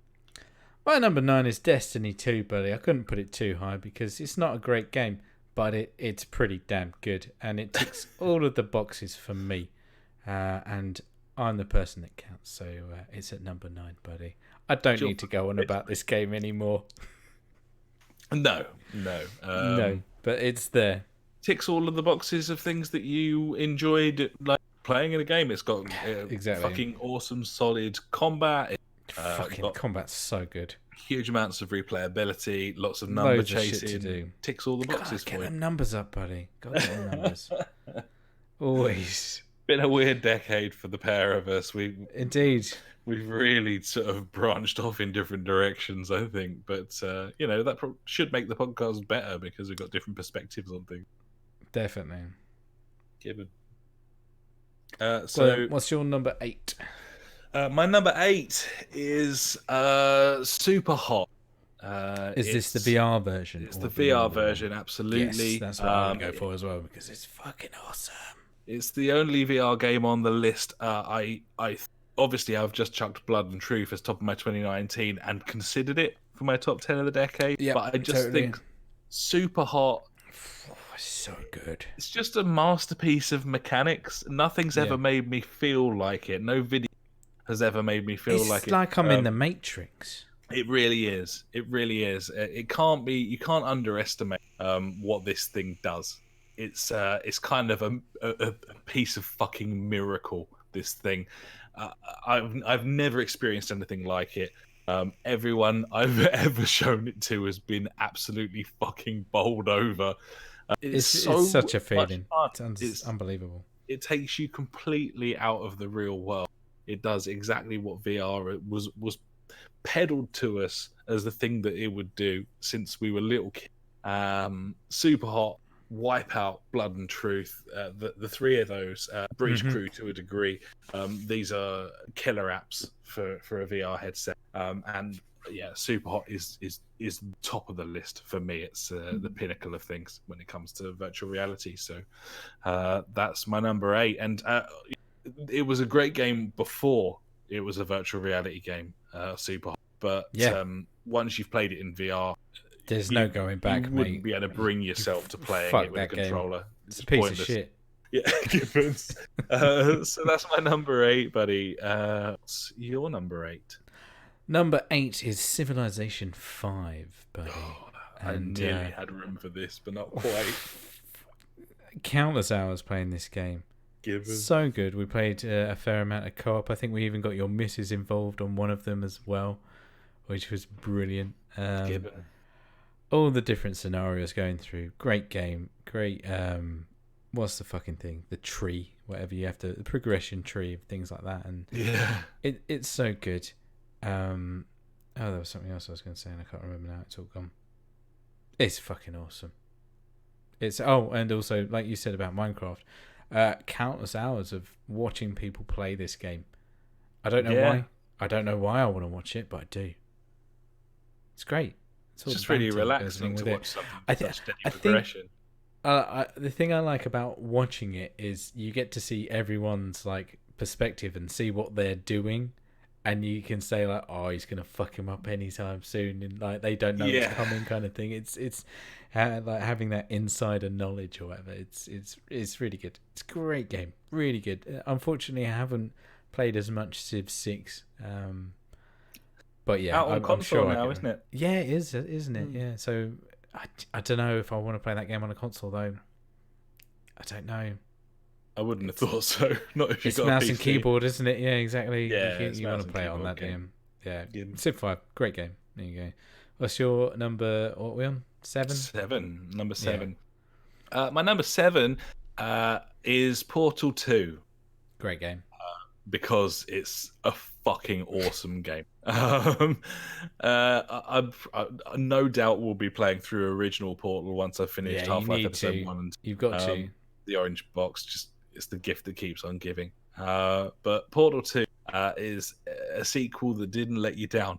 It's Fuck no. a wonderful single-player campaign with an excellent story, a great sense of humor, Fucking hilarious. unique mechanics that you've never seen in anything else. It was And really they keep funny. adding to it as the game goes on. Yeah, That's what I but love not about in it. a It's way not that just was this... annoying. Like No. not in a way where made it's like, sense. for fuck's sake, I thought I'd mastered this fucking thing by now. It didn't have that feel because No, they all kind not of at all. daisy chained together in a way that kind of worked. I think it's worth mentioning like the multiplayer aspect of this game as well. The horde of puzzles that you could play co-op with a friend online cool. or local. But it's just a classic. We played a lot. Oh, we played a hell of a lot. I also shout out, in my opinion, to Stephen Merchant, who does a great job in the voice acting role of this. Yeah, I know that he's a bit of a marmite, but I thought he played a blind fantastic. here. Yeah. Just really fucking funny from the moment that you wake beginning and you've clearly been asleep for like 100 million years, and he's like, you might have a slight case of permanent brain damage. Like, it's just very funny, very fun. None of it was ever like annoying. That's the beauty of a Portal game. The puzzles are hard when you enough put to them in the potato or whatever. Fucking brilliant. Huge satisfaction at the end. It's just so good.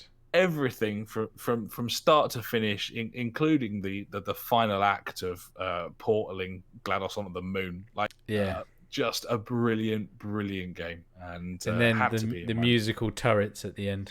Yes. Just fucking so good. No one makes games like Valve. No. I say Valve don't make past tense. We'll see. But yeah, no, just brilliant, absolutely fantastic game, and well worth anyone's time. What about you, buddy? What's your number 7? I've got The Last of Us, buddy. This was a fantastic game to go and play through. Yeah. What about it, really? I mean, I'm sure everyone's played it and knows how good this game is. There were obvious areas where I wasn't too excited, aka the clickers. I feel like, if they weren't there, a lot of the suspense might have been left out of that game. But then again, just in normal firefights, that game was pretty fucking intense.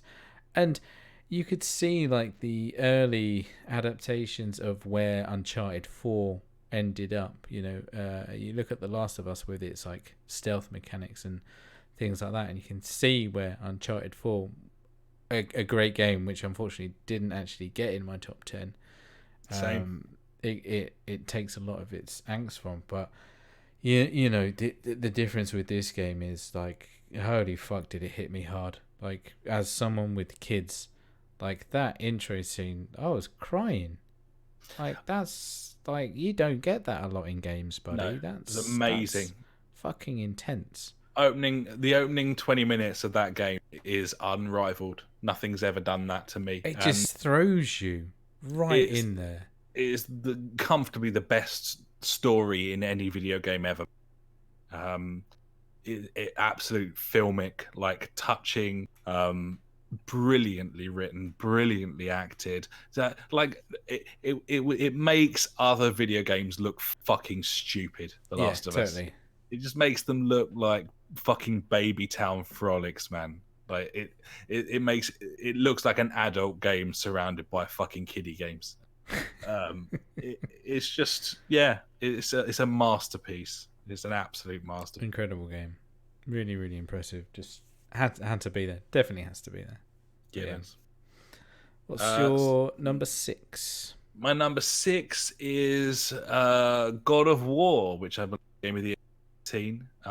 Yes, it's absolutely brilliant. I love this game. It's I love the fact that it's a God of War game, and it's something that I thought I wouldn't love. I love the it way that came they out of shattered previous God of Wars, everyone's which was shit. expectations. I love the fact that they made a game that was so good that even the hardcore God of War fans couldn't have a go at it, despite the fact that it was nothing like It the was games nothing they like God of War. previously loved. Yeah, exactly. Graphical masterpiece, brilliant dialogue, again, brilliant story. I loved the fact that despite it being semi-open world, it was relatively enclosed in the grand scheme of things. It felt managed like chunks of fucking cool gameplay. Again, just exactly what games are supposed to be, man. And this is what Sony's excelled at in these incredible generation, man. single Seriously. player experiences Yeah. that the Xbox just hasn't been able to live with at all. No. Fucking God of War and Horizon, compared to fucking like Gears and Halo. Halo, like ridiculous. I mean, they had Sea of Thieves, which I guess was like a new IP, but it's a multiplayer thing, though. It's not. Yeah, exactly. I know exactly, but I'm just thinking of like new IPs that or anything near these, but there's nothing.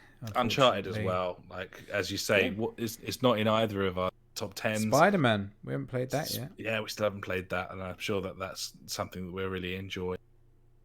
But God of War, was the amount of like post game content that I continue to play as well. That's not something that I would. There's a lot to go through. I get to the end of a story in a single player game, and I'm certainly not playing it anymore. But it was fun. It was enjoyable. It was a good challenge. It just ticks every box and everything. This game did kind of pull on the old emotional strings quite hard as well in places. Totally. And the music and atmosphere of the game really adds to it. They've just done a very, very, very good job, especially with the fact that if you don't die, it's just one camera. Like it's like one camera movement from start to finish. You can play this game if you don't die, which is unheard of, really. I can't think of another game that does that, and that's a feat in itself. Incredible. Yeah. This game also, in terms of my favorite pieces about video games, obviously NoClip's been doing sterling work looking into various video games, doing documentaries and so on. And that is my favorite video game documentary of the decade. It's a good one, isn't the it? God of War one from NoClip. It was excellent to see like Cory Barlog in a similar position to you, in that he was like a fucking teen gamer and shit. We grew up with like silly games, and then he's had a kid, and that's kind of affected how he feels about things. Probably has informed the way that he kind of scripted God of War. And totally having that bond and stuff there. Yeah, absolutely. Wanting to protect them, but also wanting them to excel and all the it's, absolutely. It's fucking that game. Like thinking about all the different aspects of that amazing. game, it's so good. Like it just kept going, and not in a bad way. Like no, you come around a corner and something new's there, and it's just like, this is just awesome. And the upgrade trees and everything, it had the numbers that went up, buddy. I'm a big fan of the numbers. It did, but it had them in a watered down way that didn't annoy me. Yeah, exactly. In an understandable way. Yeah. Totally. I mean, we've got these top 10s in an order, but these games are monumentally brilliant. Like my next two games, or next three games, are games that we've already spoken about. So, what was yours? Number 6, which is mine's Horizon Zero Dawn at number 6, and we've already spoken about how good that game is. Absolutely, it's like the RPG elements on that game. It's superb, really good, nice upgrade tree, not too overpowering, certain side quests and things to do. Just so much to do, and so pretty and fucking awesome. Yeah, just a perfect example of a smaller map as well that was like rich with content rather than worrying about the size of the thing in a sort of Bethesda-ish kind of way. It was like, this is a focused, it's great. My number 5 is F1 2019. Obviously, that's my game of the year 2019. Finds its way onto my top 10 of the decade. I've said enough about it. I love racing games. It's the best one. If you like racing games, play this. You already have if you like racing games, but it's the best. Gibbons. So that's my number 5. What about your number 5, buddy? Number 5 is where is it? What have I got? God of War. God of War. There you go. We just wanked that off pretty hard. So Gibbons. there's that. Right, number 4, buddy. Number 4. My number 4 is Dishonored. See, I had that in here and I replaced it with Destiny 2. Dishonored. Oh no, I think I would have gone for Dishonored 2. I had to go for Dishonored. I love both. They're great, but Dishonored, it started it all. No, and then found out that most of the Half-Life team made that game, which explains a lot. But it's just an absolute I don't believe that the Dishonored game are given enough praise. They're absolutely wonderful. Art style, story, storyline, combat, good, special powers, combat, special powers, freaky deaky shit. Got that the covered. fact that they managed to make levels that you could teleport across, but without breaking the game, and without ruining the game, is mad. I'm guessing you must have seen some of the ridiculous kills and stuff that people have posted online. Linking multiple things together. It's just, it was a game, I think, before its time, Dishonored, in a way. Absolutely. Where, linking all these different aspects together and then performing the perfect kill, or whatever you could say. It's really good. I think one of the things that I really dug about this as well, that period of time where you sent me your old PC, which it was past it, but it was still capable of great things. It played the new BioShock at 1080 whatever, didn't it? Yeah, BioShock it did. Infinite, didn't it? I played through Dishonored on PC. I played through my first playthrough was keyboard and mouse. It was probably the last game I played through keyboard and mouse, I would say.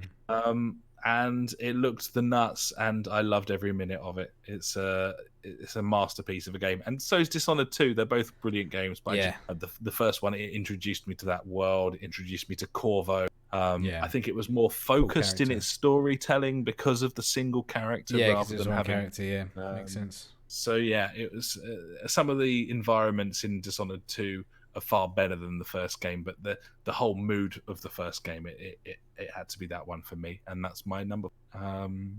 What's your number 4? My number 4, I'm gonna push hard for this, for you to put it further up your list, because it is Portal 2, and I mean, there's no other game like it, mate. It's the best fucking puzzle game I've ever goddamn played. It is a masterpiece. It's insane. Some of those levels are just you walk in there and you're just like, what the fuck do I do? You've got no fucking scoop. So you prat about putting portals here, there, and everywhere, and then suddenly you're like, oh shit, if I do that, I do this, and then then I'm in the net, and that feeling of getting that puzzle done. You know, without YouTubing it or stuff like that, because I think back then it was kind of really before a lot of.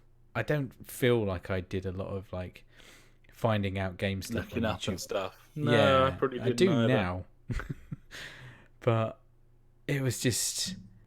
Oh man, that game's incredible. Gibbon. It's so good, and it's a first person puzzle, first person shooter puzzler.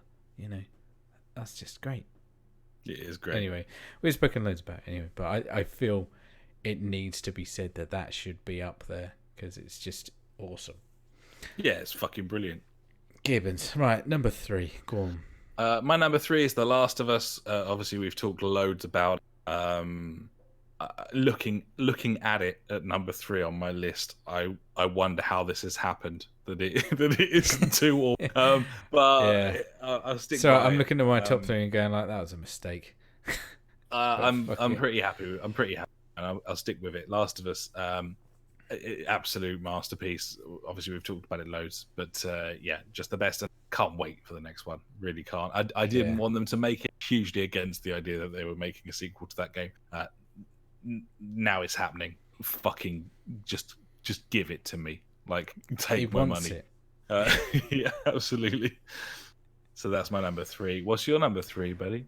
Number 3 is GTA 5, buddy. Now, I'm trying. Obviously, this was like a 360 game. You know, a lot of people probably forget that it came out on the last generation of consoles, which was a long time ago. Since then, it's still regularly in the top 10 games sold. Yeah. So many years later. I can't believe I didn't find room for it in mine. Fucking heard of. But I just couldn't. I have no idea how many hours I played this game. Single player and especially multiplayer. You know, this was one of the first console games where we could get custom maps in there. And that addition led to some interesting YouTube videos, which were fantastic to watch, but also two, some interesting game modes for us to play on game night, aka Stunters versus Snipers, which will live on forever, I think. It was brilliant. Yeah. So, yeah, GTA 5 has to be there. Also, you know, the main campaign of having 3 characters which you can switch between, you know, that's something new, pretty cool, and you can do it on the fly. Like, wow. Pretty impressive, huh? Gibbon. Pretty great. Not so much for the addition of first person mode. Like, wasn't really for me. Bit of a gimmick, but yeah. End of the day, like countless hours, like doing missions, doing all the God knows whatever content they added to it, and then also the amount of just dicking about in jet planes and cars and everything had to be in there for me. Yeah, I couldn't find room for it, but it's a wonderful, wonderful game. Every right to be in there. My number 2, then we're down to the top 2. My second best game of the decade is Celeste. It was gonna be up there. It's a fucking masterpiece. It's a great game. I've talked about it for a million hours. I won't talk about it anymore. It is my favorite ever platformer, and I think it an absolute just wonderful game for everyone to master or to infuriate. It's the best. There. It's got it all. I love it. I absolutely adore that game, and that's why it's my number 2. What's yours? Number 2 for me is Skyrim, buddy. Has to be in there. Even though Bethesda are a bunch of cunts, this game came out at a point when I think my son was just born, and I wasn't playing a lot of online games because having a newborn, not really the thing you do. But having a sleepy baby on your lap or on your chest while you're playing games and you just want to walk about a lot, this was the game for me. I love this game so much. I bought all the DLC for it on the 360. I also bought it on PC. I think I even bought it on PS3 at the same time. I don't think we've got the VR version on PS4 as well. So this is one of the games that I've purchased the most. But just the extensivity, that's not a word. I don't know how big it is, whatever. There's so much to do in this game. Looking back on it now, obviously, a lot of it is pretty mundane and boring, but at the time was absolutely insane, buddy. Great game, Skyrim. Really, really good. Loved it. And then all the mods on PC just blew my mind. It was awesome. Yeah, man. Absolute great game. Another one that I played on your old PC. Yeah, you did, didn't you? I even installed it onto the little SSD drive that you had, so I got a little bit of extra juice. And, you got to get extra juice. All the better for it. But yeah, it's a wonderful, wonderful game. Gibbons. So here we go. Top game of the decade, buddy. What is it? My favourite game of the 2010 is The Witcher 3. It's gone for The Witcher 3 there. I love The Witcher 3. I can also see from the statistics that aside from football games, which I play kind of on a weekly basis and always have done since I was about 5, it is my most played game. I ended Nice. up playing it for well over 200 hours, The Witcher 3. Wow. Nicely done, buddy. It's an absolutely brilliant game. It's also the reason that I couldn't fit Skyrim into my top 10 because I think it was, heavily influenced. The design of The Witcher is heavily influenced by Skyrim. The Witcher 3 probably wouldn't exist without Skyrim, but The Witcher 3 does exist, and it shits all over Skyrim. So that's the case. That's why it's not in there for me. Not really fair on it. It's 6 years younger a game, but you know what I mean. So yeah, I just think it's the best. I just love that game. I look back now with some fucking hilarity at the fact that I couldn't get into it. And it was. I've it was tried almost 3 or like 4 9-10 times now, months. and I can't. I don't know. I still need to go around. I reckon lucky number 5, buddy. It was like 10 months from when we bought it to when I actually played it for more than an hour and a half. And then when I did, it was all I did, let alone played. It was all I did for about 8 weeks. Also, like, hilarious that I actually had The Witcher 2 on PC and never played it. So I could have got into that kind of lore a lot earlier. The series has now come out. I've binge watched that and loved it as well. Very good. Obviously, if you like an IP, then that's gonna make a big difference to help, how you feel about the video game. But I genuinely do think that it's a marvelous game. It's I genuinely think it's my favorite ever open world RPG game, The Witcher 3, and also is the reason that I'm so desperately excited for Cyberpunk. It was always going to be my number 1. It was the first one I put down. It was the only nailed-on choice in my entire decade list, and yeah, for all those reasons, it is my number 1 decade, buddy. The Witcher 3. Nice. What about yours? Mine, we've already spoken about, and that's Minecraft, buddy. I just think that this game has, come from not a lot to just fucking everywhere. And that's not like a bad thing, like Fortnite in a way. It's just, it's evolved over the years and it's continuously pushed forward its really shitty blockiness of the world. And, the beauty of this game is that the community has really pushed this game forward. They're the ones that have crafted that game into what it is today. It's not because of Mojang or whatever being fucking really clever with their game design and what they're bringing out. It's because people have played this game and adapted that game mainly on, from the modding from PCs when we used to play it, when, early doors of this game-ish, I would say, doing Tekkit and things. Whereas now to where it is with its realms and God knows whatever has it got, like my son still plays it with his mates and things. It's just a fantastic game where anything can happen. Prizes to be won. It's a real crazy show. Funhouse. It's a whole lot of fun. Yeah, I totally understand. It's a unique experience. They stumbled upon or perfectly invented it's absolute ideal balance of game mechanics and sandbox building, and it's an amazing game, isn't it? Some of the stuff that people have created in this game is just incredible. You see it and you just think, like, fuck me. 1, like, get a life, but 2, that's very, very impressive. It's just that gameplay loop of survival. Like, I love starting a new Minecraft server. But it's no, like, the possibilities. I just think the diversity of this game as well. It's even used in, like, education and stuff. Yeah. It's just been an incredible, whatever of gaming.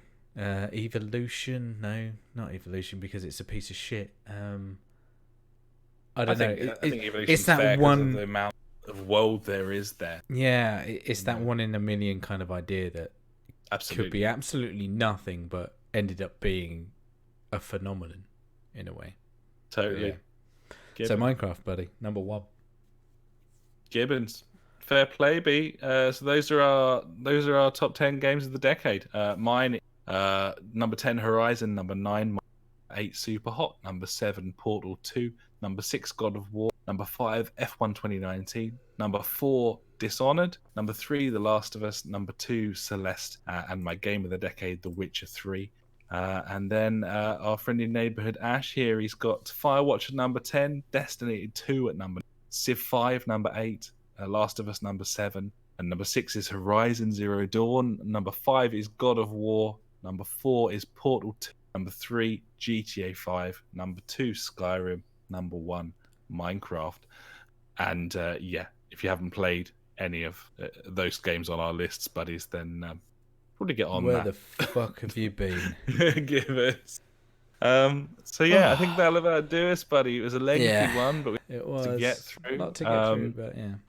I'm looking forward to coming back next week and looking ahead, really. We've looked back now for a couple of hours, and it's time to look ahead.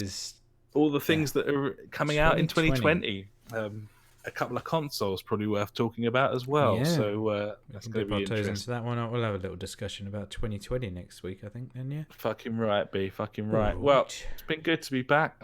We should probably go to bed. It's like we should probably wish everyone a happy new year, I guess. Oh yeah, happy New Year, buddies. Apologies for the lack of pods over the holiday season. I'm sure you can understand. We've been with our families, so that can happen. But here we are. We're back, and thanks so much for sending over bits and pieces over Christmas. Obviously, we've run pretty long here, but we'll have a chat through Game of the Year stuff from other people in the Discord and stuff next week. Yeah, we'll go through the Discord next week as well. Yeah. Gibbon. Until then, though, we should probably fuck off. So thanks so much for listening, buddies. We'll be back next time. Until then, I've been Alex. He's been Ash. Goodbye. Farewell.